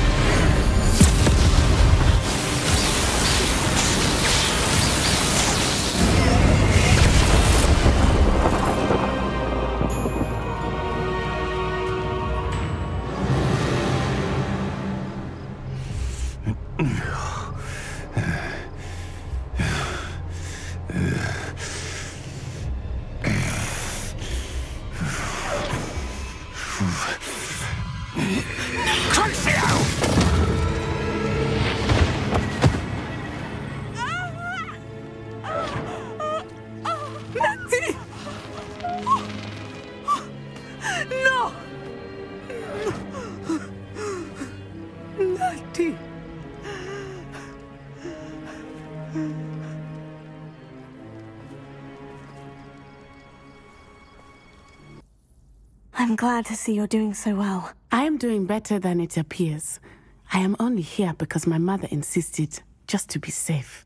I was relieved when she told me that you were all right. Only because of you. How are you feeling? Well, I've had better days, but Nurse Blaney says that I am on the mend. I'm sorry, Natty. It's my fault you got hurt. What? No. Do not blame yourself for this. The moment that I saw Harlow aim his wand at you, well... You quickly made the choice to protect me. I did what I had to, and I would do it again. I could not simply stand there and let you get hurt. Then I shouldn't feel guilty? Of course not. There was nothing that you... Oh my... I cannot believe that it took me this long to see it. He made a choice, based on instinct. My father, you, my friend, are no more to blame for my injuries today than I am to blame for my father's sacrifice years ago. From what I know of him, it seems there's a lot of your father in you. That's very kind of you to say. I hope that you are right. This has all been a bit much, hasn't it? A battle here at Hogwarts, everything we have done to take down Harlow and the rest of Rookwood's lot. But we have done it. Rookwood is dead, Harlow is on his way to Azkaban, and the rest of them are on the run. A few of the dregs will still be about, fighting for their lost cause. But Rookwood's enterprise has fallen apart. Everything is safer now because of us. Because of you. Thank you, but we make a formidable team. You, my fellow traveler, have enriched my time at Hogwarts beyond anything I could have imagined. Thank you. I believe your friendship to be one of the most important in my life. Imagine how inconvenient. You're here. I have good news. We do not have any of Ranrock's loyalists to contend with. Of course, the bad news is that it's likely because they no longer need to track the Keepers for information. Revelio.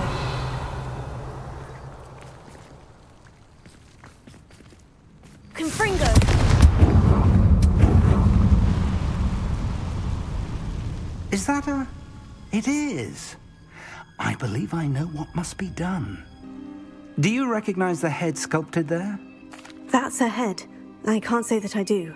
It appears to be a fearsome beast known as a Graphorn. And the prints carved into the ground lead me to believe that a Graphorn will somehow open the way forward. That's what Professor Rackham meant when he spoke of my needing an ability to interact with beasts. It would seem so. I do know that the last of a long dynasty of Graphorns lives nearby.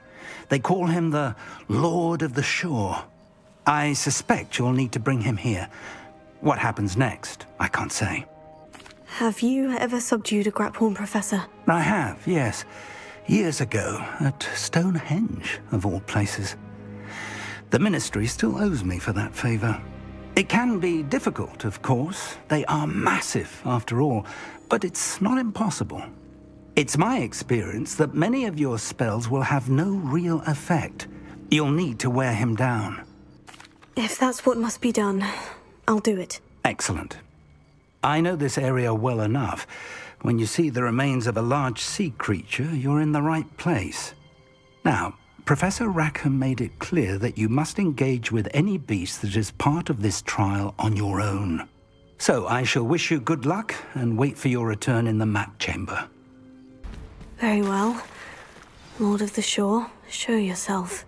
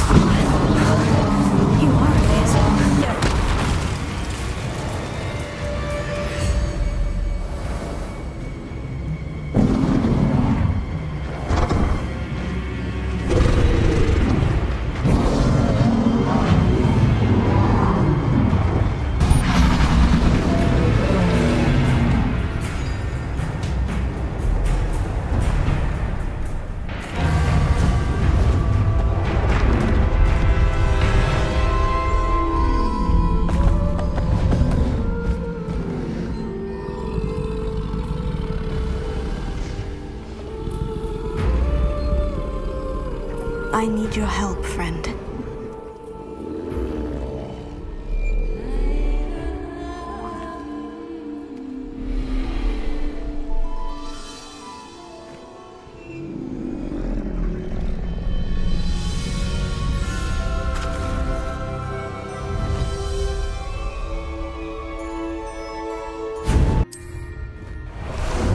How about some sightseeing?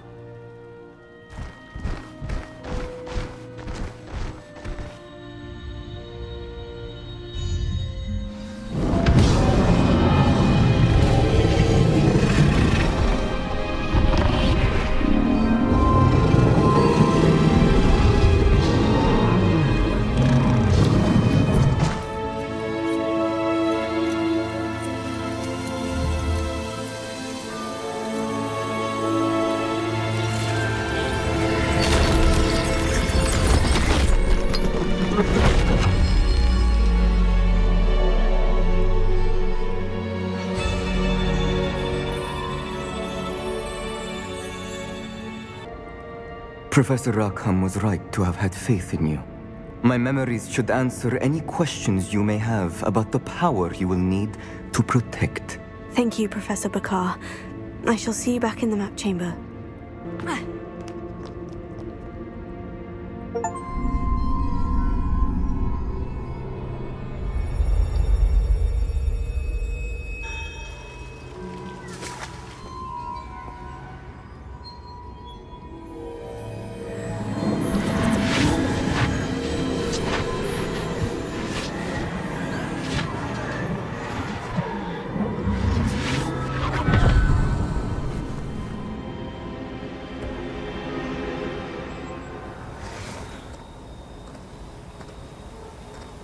Hello? Isadora? Isadora?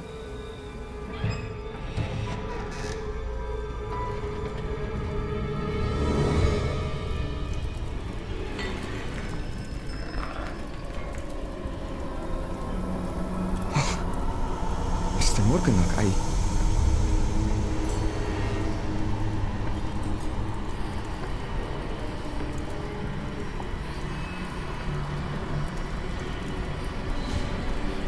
Mr. Morgan?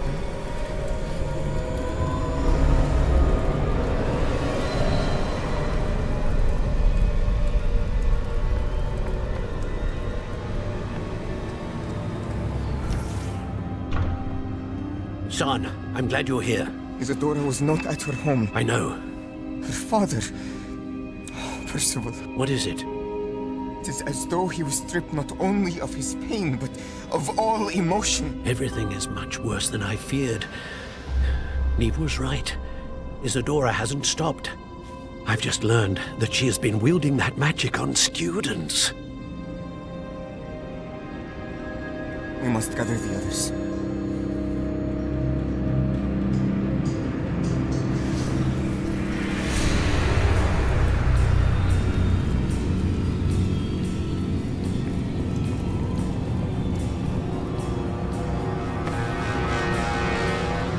I need you to return to your common room, all right?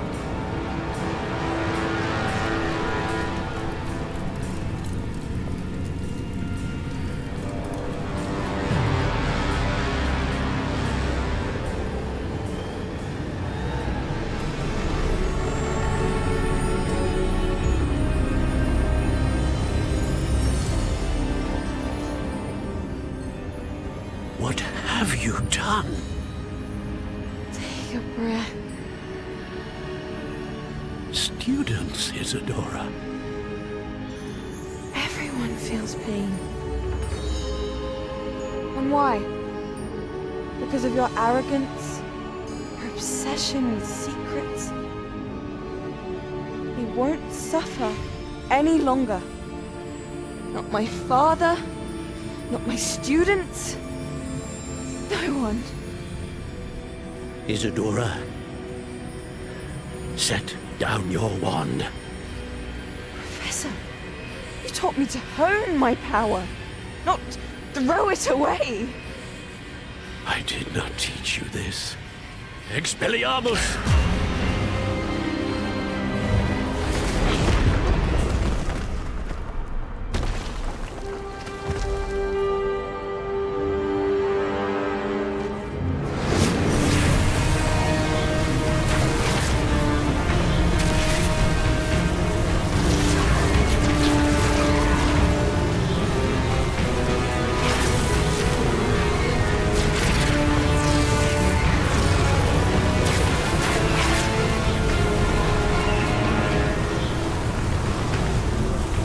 Avada Kedavra!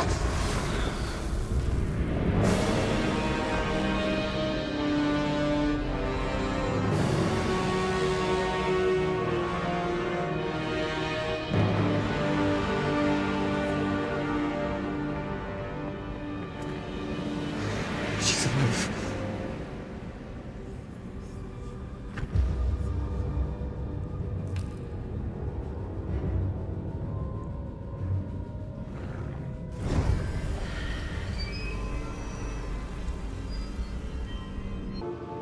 The caverns below Hogwarts where you fought Isadora.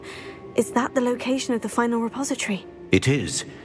You see, we could not destroy the strands of emotion Isadora had stolen from so many. so we did all that we could to keep them safe. We also realized that until they could be destroyed, the magic used to create them was a danger to wizard kind. Hence, we became keepers. Keepers of an unfathomable secret. We knew that someday, one with the ability to see traces of ancient magic might be seduced by its power. We built the trials to lead that person to us, to allow them to prove themselves worthy of the knowledge we'd kept hidden and the responsibility that accompanies it. Have I not proven myself, Professor? I need to get to that repository before Ranrock does. You have, and you will. But the repository is protected by powerful ancient magic. To enter, you must craft a special wand from the 4 artifacts you found above our pensives. So the repository is safe from Ranrock for now. If he is, as you suspect, capable of using the power of the other repository, I fear he will be able to breach our defenses. Then I must go now and craft this wand. Perhaps Mr. Ollivander will help me. Another Ollivander? I'm not surprised. As I am sure he will tell you, this wand may be used for only one purpose. Return with the wand, and we will open the way forward. I shall send an owl ahead to Ollivander. Whilst you visit him, I'll reach out to Professor Weasley. Professor Weasley? Yes. I may have made an error in judgment by not informing her of Ranrock's intentions earlier. I only hope it's not too late. If Ranrock really is going to try to drill below Hogwarts, we'll need all the help we can get. All right, Professor. I'll see you soon. Hello, Mr. Ollivander. I wondered if you might be able to help me with something. Good to see you, my young Ravenclaw friend. Allow me once again to express my family's gratitude. They were pleased to learn that the wand Richard Jackdaw disappeared with those many years ago had been located, even if it was somewhat unusable. Glad to hear it. Now, I received an owl from Eleazar, Professor Fig. He was a bit cryptic, said you need to have a special wand crafted, that you'd bring me the materials. Yes, sir. I have them here. Oh, my. How extraordinary. Remarkable design. I will be honest, I have never crafted a wand in this fashion. Repaired broken wands, of course, but this is something else entirely. Keeping me on my toes, aren't you? I think I can work with what you've brought me. Let me see what I can do.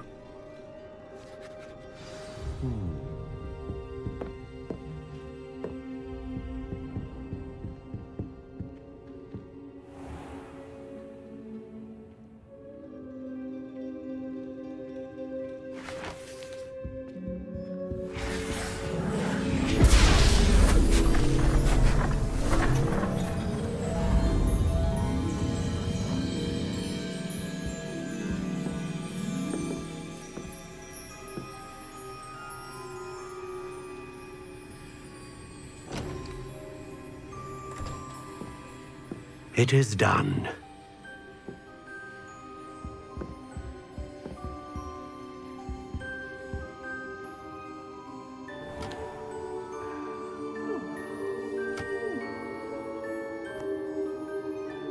I should warn you, I've never seen a wand like this before.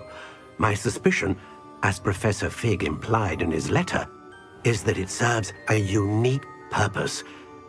I doubt you shall find much use for it otherwise. I understand. Thank you, sir.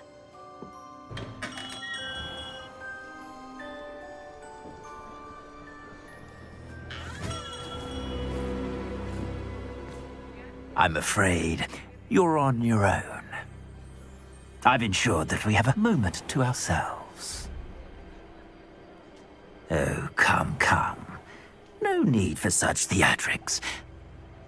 In light of what Ranrock now knows, you must agree that our interests are aligned. Our interests will never be aligned. You would let goblins take what is rightfully ours? The final repository belongs to wizard kind. We would be fools not to work together. What's that you've got there? Might this sudden visit to the Wand Maker have something to do with our mutual pursuit? I have no idea what you're talking about. That repository is my birthright! Charles Rookwood wouldn't have wanted you near it. The arrogance. Should have known better than to try and reason with a child. I've always said, children should be seen and not heard.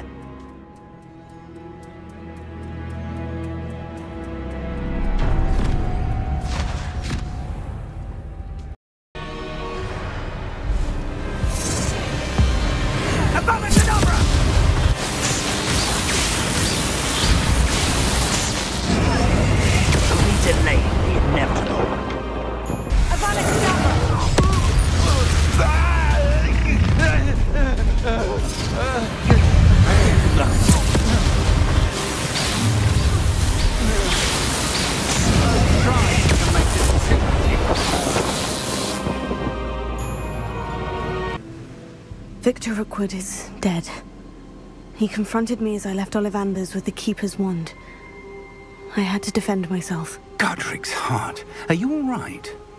I know you're well able to defend yourself. I've seen it often enough. But Rookwood himself... He destroyed so many lives and wouldn't have stopped. I'm glad I was able to put an end to him. You're right. He wouldn't have stopped. You did what you had to do. The wizarding community owes you a great debt. Thank you for saying so, Professor. I'm ready for what's next. All right, then. The Keepers have been waiting.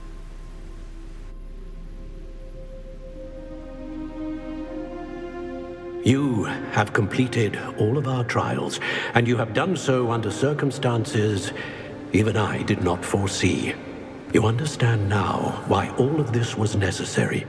The portkey, the vault, the locket, the book, the trials, to ensure that one with the ability you and I share would make the same choice that San, Neve, Charles, and I did.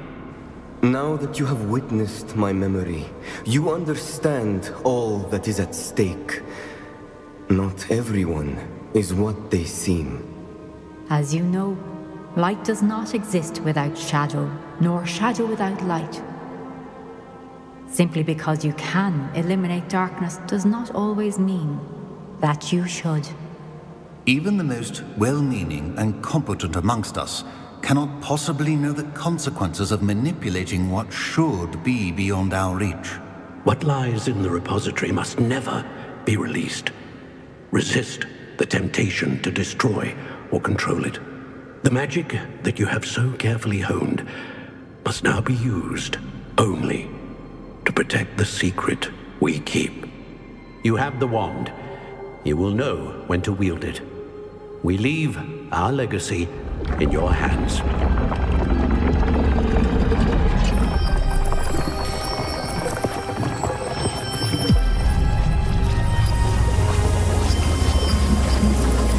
Astonishing. That must be the way to the repository.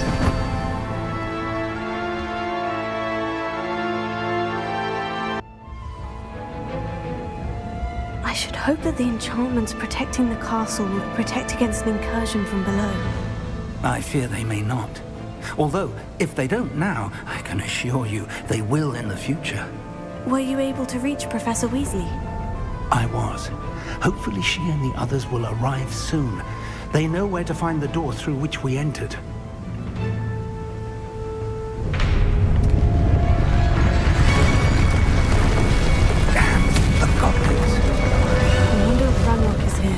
Let's go.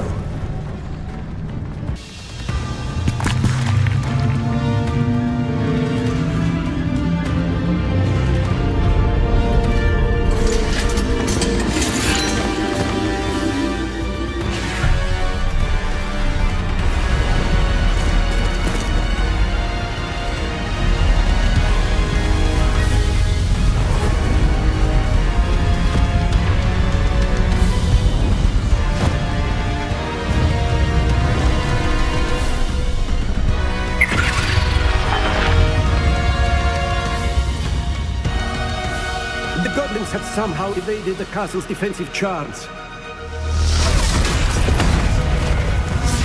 Steer them this way! We shall make quick work of them!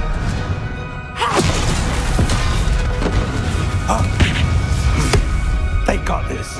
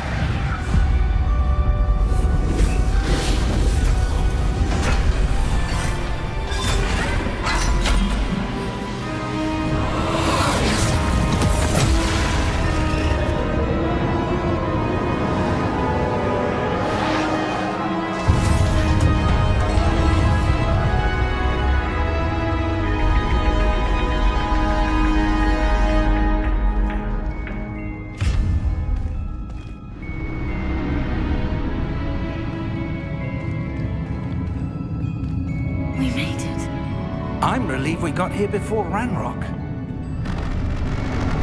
I can't believe this is it. The repository has been under the castle for hundreds of years. Think of all the pain that created it. This is what Miriam, George, your friend Lodgok, and countless others died for. Miriam believed this forgotten magic could be used for such good. But she did not know the risks. She did not see what the Keepers have shown you. What Isadora showed you. You are now the Keeper of whatever power it holds. What do you intend to do with it? I've decided to open the repository. Its power cannot lie dormant for centuries more. After everything you've seen? What about Isadora's fate? No, you're right. I haven't forgotten. The cost is too high. Perhaps this magic is best kept contained. I'm relieved to hear that. I know the power is tempting, but I'm glad you've decided to keep it contained for now. And whilst that may be the right decision in this moment, I confess, I have been thinking... What is it, Professor? I spent all year trying to keep our journey a secret from everyone, including Professor Weasley. But now I wonder if I should have shared it with her. And the others, sooner. Trusted them more. The Keepers wanted this secret to be locked away forever. How long will you keep it? I plan to keep it a secret for now. But in time, when I'm ready, I plan to tell those I trust everything and accept their help. I believe that is what Miriam would have wanted. We should trust in others.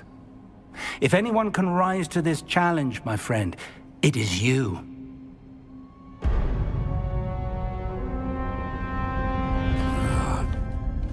The the arrogance of wizard kind.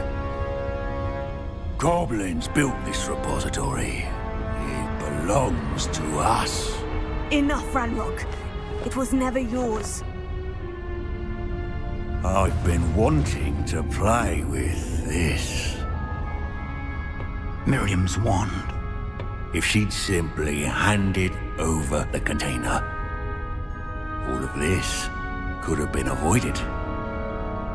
Foolish, self-important witch. Seems you're two of a kind. She didn't know when to give up either.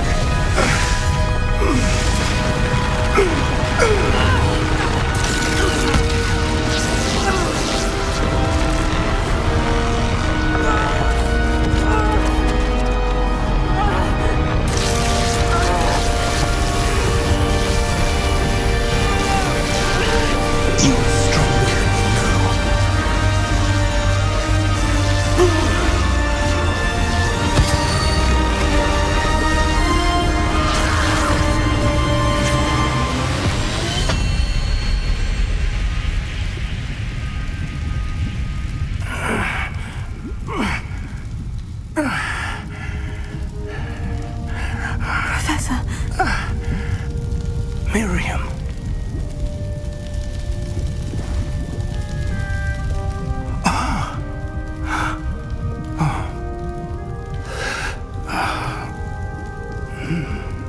Miriam would have loved you, my young friend. The wizarding world could not be in more capable hands.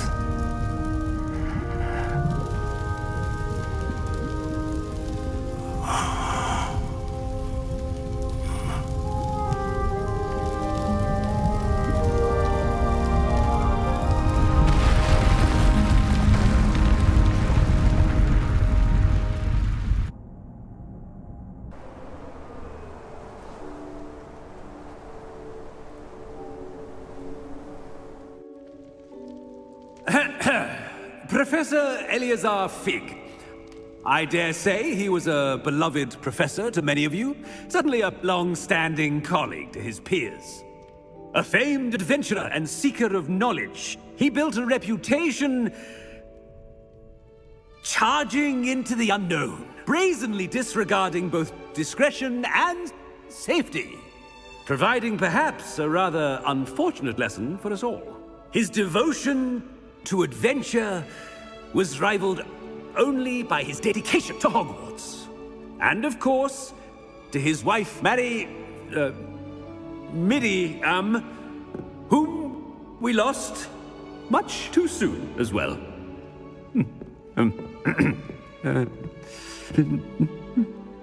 Yeah.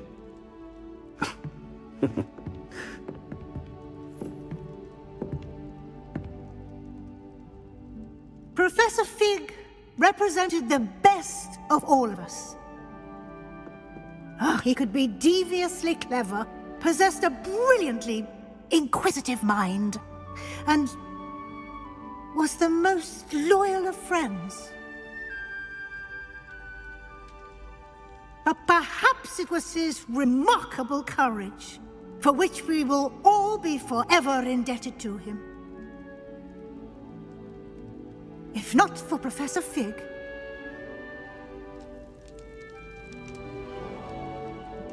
well, I can say with confidence that if not for him, many of us, let alone Hogwarts, would not be here today. Those that knew him best will agree that we must now honor him as only Hogwarts can, by wisely, resourcefully, justly, and bravely facing all that lies ahead. To Professor Fig!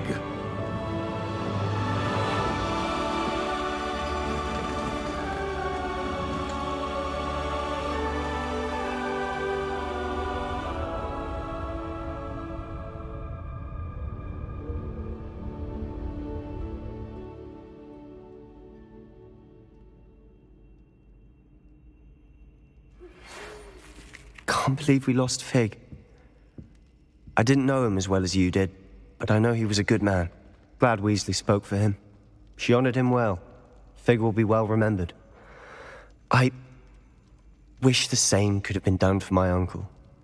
I wonder if there's a chance Anne would meet me. Sebastian, I can't imagine what you and Anne are going through.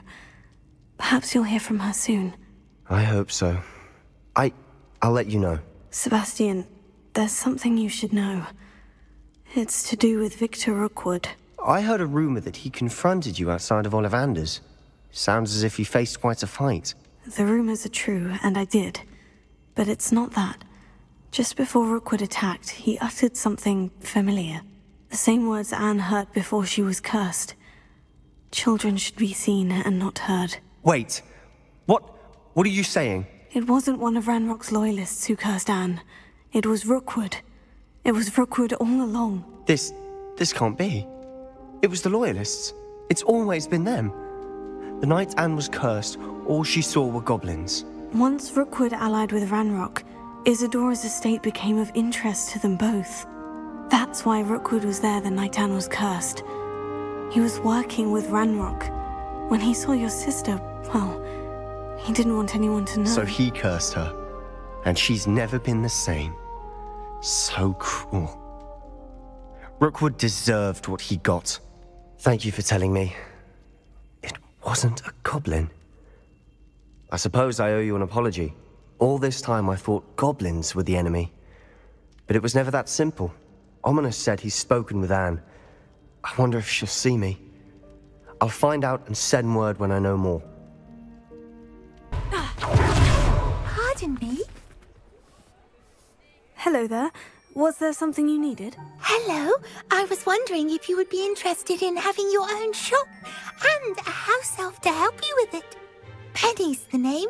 Penny's mistress is selling this shop. And Penny is most eager to start working with the new owner. It might surprise you to know that Penny can sell practically anything. Oh, it would be wonderful to have a place to sell things and someone to help me. You'll be able to give Penny almost anything that you want to sell. It will be no work at all for you once the shop is up and running. If you want the shop and Penny hopes that you do, you should talk to Penny's mistress as soon as you can. Her name is Cassandra Mason. Why is your mistress selling the shop? And you? Penny cannot be certain, as Mistress Mason so rarely confides in her. However, she repeatedly mentions how tired she has become of trying to let the shop. She has had rotten bad luck with the last few tenants.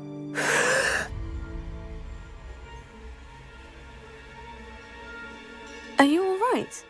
Are you holding your breath? Penny's fine. Sometimes Penny simply needs to remind herself to stop talking. What kind of things would I be able to sell in the shop? All kinds. Anything from essence of Disney to mooncalf fur.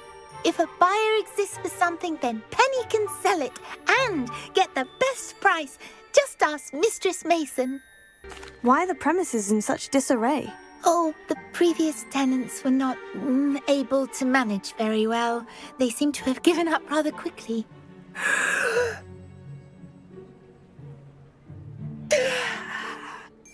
Penny is perfectly capable of helping clean and repair, so the shop will be ready for business in no time. How is it you're so good at selling? Seems unusual for a house elf. Oh, before he died, Penny's previous owner, Master Mason, trusted her to do all sorts of things to help him with his shop. Penny supposes it is a bit unusual for a house elf to possess such skill, but Master Mason commanded it, and Penny was happy to oblige. Master Mason was a wonderful master. All right, I shall go and find Madam Mason. Oh, this is splendid news indeed. You won't be sorry. You can find Mistress Mason at her home on the north edge of the village. Penny does hope she gets to work with you. Hello, Madam Mason. I understand you have a shop to sell. Yes. Yes, I do. Are you interested? Yes, I am. I've always wanted to own a shop. How marvellous. I think you will find my terms quite generous. But, and do please forgive me for asking, don't you think you might be a tad young to own a shop? I have a knack for this sort of thing, if I do say so myself. If I can meet your terms, I hope that you'll sell to me. Well, I reckon you have the confidence needed for such a venture. And of course you'll have Penny to help you. That elf could sell tea to a troll. I assume she told you she comes with the place. She did indeed. I like you. Tell you what, I shall sell you the space for an exceedingly fair price. I think you might just be shrewd enough to make a go of it. An exceedingly fair price for a shop and an elf. What's the catch? Huh? You are wise to be wary in business dealings. No catch, really. I simply ask that you allow me to do you the favour of buying the shop back, at a discount, of course, should your efforts fail. The last thing we need here in Hogsmeade is for one bad apple to spoil the barrel, if you get my meaning. Your faith in me is overwhelming. You're sorely mistaken if you think I'm going to fail. There's that confidence again. And, of course, I wish you every success. Do we have a deal? What precisely do you mean, should my efforts fail? Honestly, I only mean that if for some reason you're unable to keep the shop going, I could help you cut your losses. That's all. But, as you've implied, the odds of that happening are remote. The shop seems to be in an ideal location. Why has no one purchased it yet? It is indeed. But I've just decided to sell. I've grown weary of being a landlady. My late husband was the one with a passion for shopkeeping and business in general. You'd be wise to take advantage of this opportunity before the offers start rolling in. It looks to be rather a mess. Why haven't other tenants been able to make a go of it there? As you've no doubt considered, running a shop is not as simple as those less savvy might think. The new owner, however, will have something that previous tenants did not. The benefit of Penny's particular prowess. Her assistance will make all the difference, I should think, in both getting the shop ready for business and ensuring its success. It does sound intriguing, but I need to consider my finances first. I'll come and find you if I'm interested. Very well, but I won't be able to keep the shop available for too long. Madam Mason, about the shop. Yes? I've decided I'd like to go ahead and purchase the shop. I have to say I'm impressed. You are a remarkably resourceful student. I am indeed. And brave. You won't be sorry.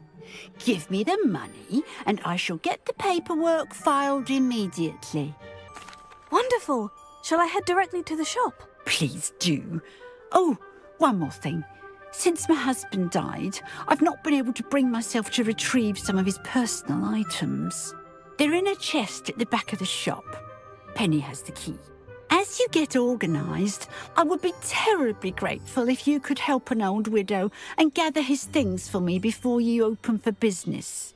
I wish you the very best of luck in your endeavours. Penny will meet you there. Well, I've done it, Penny. The shop is mine. Oh, Penny is so pleased. Penny was hoping you would be the one to purchase it. I'm glad you're here to help me. Goodness, what a kind thing to say. Penny will do all that she can to make this a success. There is much to do. The last tenant left in a bit of a rush, so we'll need to clean up and do some repairs. Wonderful. I can only imagine what we might find in there. It is most certainly nothing that you and Penny can't handle together. Shall we? Mistress Mason wanted Penny to be sure and give you this key. It opens a chest in the back room of this shop. Oh, yes. She mentioned it to me. It contains some of her late husband's belongings. Penny wonders if you should open the chest. Are you holding your breath again? Penny must get back to work now.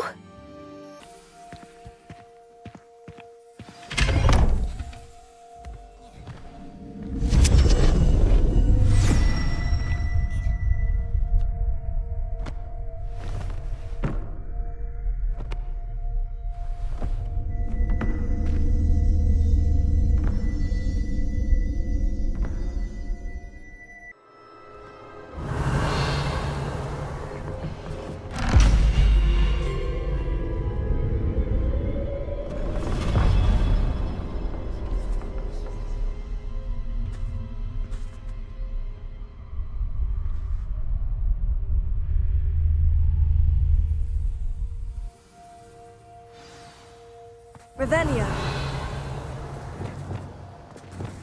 Lumos.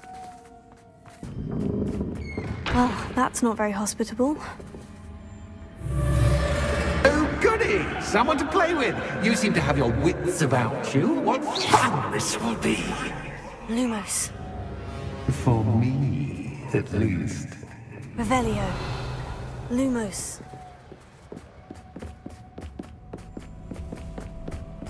That's new.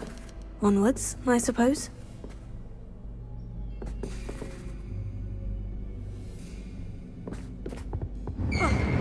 What in the... Who's there?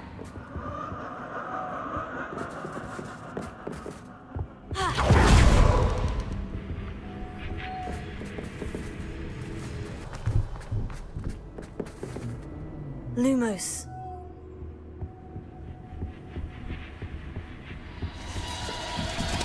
Bats. Lovely.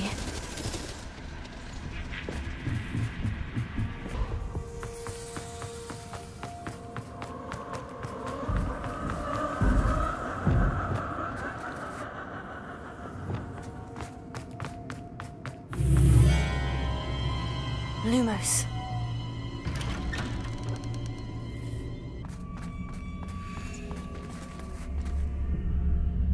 Revelio.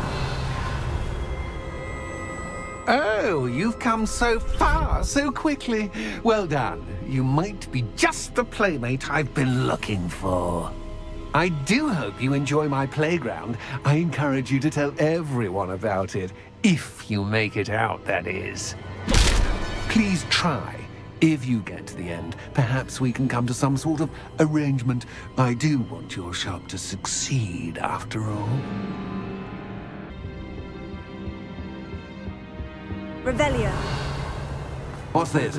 A game within a game? Ooh, knight to h3. Nighty-night!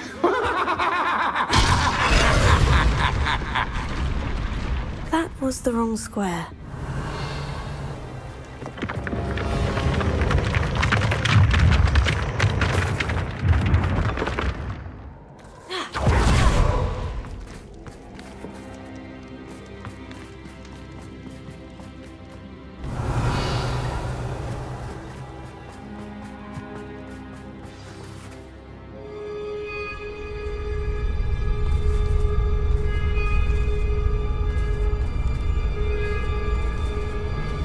Aha! Finally! You, my inordinately clever friend, appear to have traversed this seemingly never-ending dungeon relatively unscathed. And now I suppose you'll want to go. Everyone leaves me, usually in a straitjacket, never to return. I'm starting to take it personally. I'm tired of having no one to play with. Ooh. Tell you what, I'll make you a deal. If you can match wits with me now and agree to give me unfettered access to the shop for, say, 1 day a month to have a little fun, I'll sign a contract. Pursuant to which, let me see, I will blah, blah, blah, blah, blah, blah. Oh, yes, leave you and your customers alone at all other times, etc., etc. You get your shop, I get my chaos. Sound acceptable? Excellent! Let the games begin!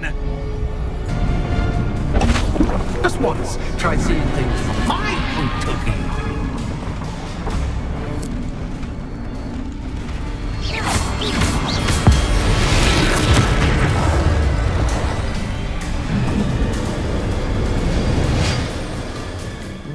Well, finally, someone deserving of the playground I so meticulously crafted. Such a treat to have fun again in my little dungeon. I wouldn't call it fun, really. Wouldn't you? To each their own, I suppose. So, about that contract. I am a poltergeist of my word. Just to be clear, what does this agreement entail, specifically? Pay attention. You guarantee that I can have my fun at least 1 day each month without fuss. I let you work the rest of the time, mostly in peace. Why would you enter into such an agreement? Much as I love banging about the place, it's no comparison to seeing customers' faces when I bonk them on the heads with a chocolate frog. One doesn't really understand the value of an audience until one is without it. Very well. I shall agree to your contract, with one small addendum. Hooray! No more of this unsatisfying banging about all day in a pitiful void. Wait, did you say one small addendum? I did. In order that I have a successful shop with lots of customers, would you agree to causing chaos only after 9 o'clock in the evening? Would you agree to at least 2 days a month instead of 1? I would. Pleasure doing business with you. Hello, Penny. Penny is so glad you're back. You knew exactly where I was going when I entered that chest. Penny was beginning to think yet another shopkeeper was going to end up in St. Mungo's. Another shopkeeper? St. Mungo's? I think you should explain, Penny. Penny, please stop holding your breath. Tell me what's going on. Oh, please forgive Penny. Penny is forbidden from telling you anything. But how can you be forbidden from telling me what's going on? I purchased the shop. Penny is confused. Penny thought that if you came back, you would own the shop. You should have told me the truth and punished yourself as necessary. I need to go and find Officer Singer. Penny is so sorry. Penny wanted to tell you everything. Truly. Surely Officer Singer will know what to do. Penny will wait right here. Officer Singer, I have some information you might be interested in. Ah, good to see you again. What can I do for you? Cassandra Mason sold me her shop and then tried to drive me mad in a haunted dungeon. Cassandra Mason sold you her shop? I am perfectly capable of owning a shop. But more importantly, did you not hear the bit about the dungeon? No, I heard that bit too. And according to the house elf that came with the shop, she's done this sort of thing before, repeatedly. I wondered what was going on. She seems to have had a great deal of trouble keeping a tenant in that shop. In any event, these are serious accusations indeed. Perhaps a little visit with Cassandra is in order to clear this all up. Shall we?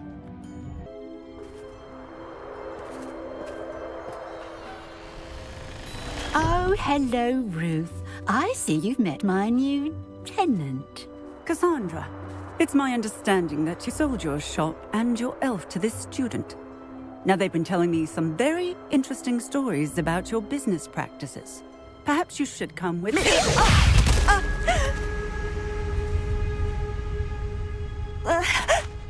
Stop her!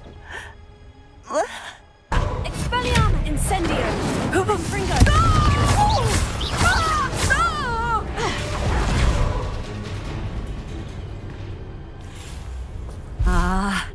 I'm disappointed in you, Cassandra. Incarcerate! You don't know what you're doing! Don't I? I always wondered why you couldn't seem to keep a tenant in that shop of yours. I must admit, the notion of a haunted dungeon never crossed my mind. Thanks for this. You can head back to the shop. Check on that house elf of yours. She's probably terrified. Scrawny little traitorous elf! I should have known it was... Silencio.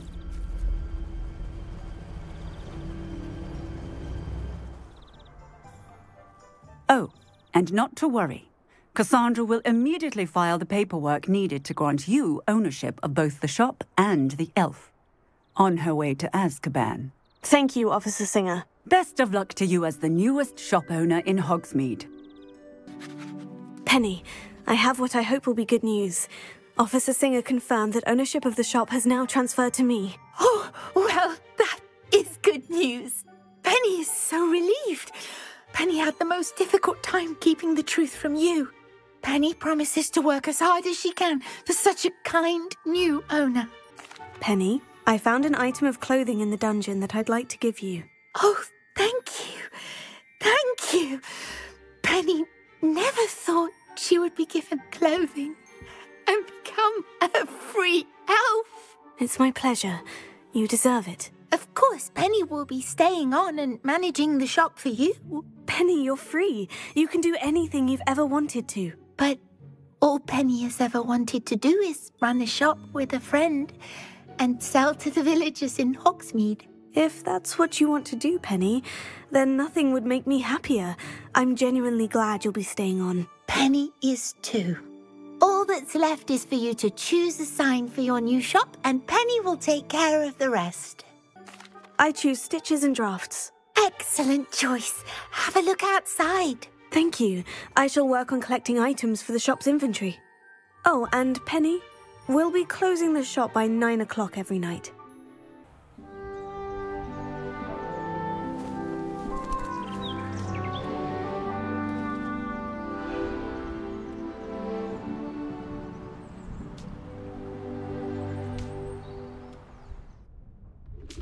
Sorts of rumours. You've ridden a graphorn, befriended a goblin, rescued hippogriffs, even helped Mr. Ollivander track down a family wand. How did you... It's harder to keep secrets around here than one might suspect. I'm just glad you found such a good friend in Miss Onai. I think her mother shares the sentiment. While I do not condone taking matters into your own hands when it comes to men like Rookwood and Harlow, your bravery is to be commended. Thank you, Professor. No need to discuss it further. What I would like to discuss is your wizard's field guide. May I see it? Of course.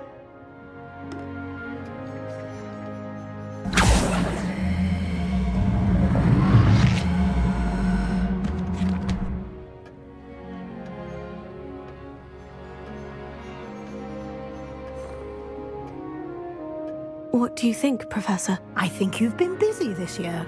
It seems you've completed much of your field guide. Well done. But you've still a little left to do. Fortunately, you do have some time to prepare for your OWLs. I will confess, I had a sense about you from that first moment you came bursting in, late, to the sorting ceremony. I am pleased to see that my instincts were correct. To think you've only been with us a year and you'll already be taking your OWLs, well, it's nothing short of astonishing. Thank you, Professor, for everything. You are most welcome. I look forward to seeing what you do during the rest of your time with us.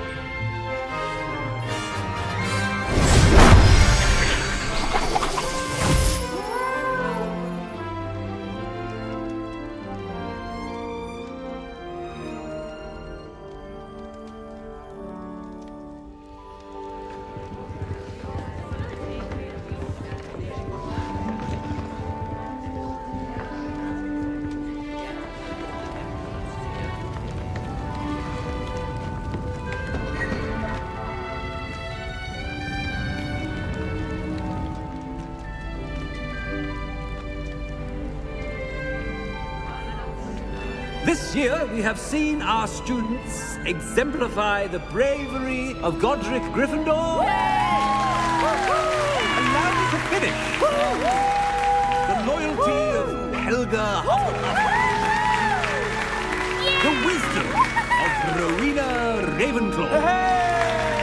And the ambition of Salazar Slytherin. And so, the winner of this year's House Cup... Excuse me, Headmaster, if I may. One particular student's heroism during the attack on Hogwarts, not to mention the level to which they have excelled in their coursework, as a new student, no less. Well, it would seem that it certainly merits... I'd say 100 points to their house. Wouldn't you agree? Ah, yes. Thank you, Professor Weasley. I suppose we have our winner.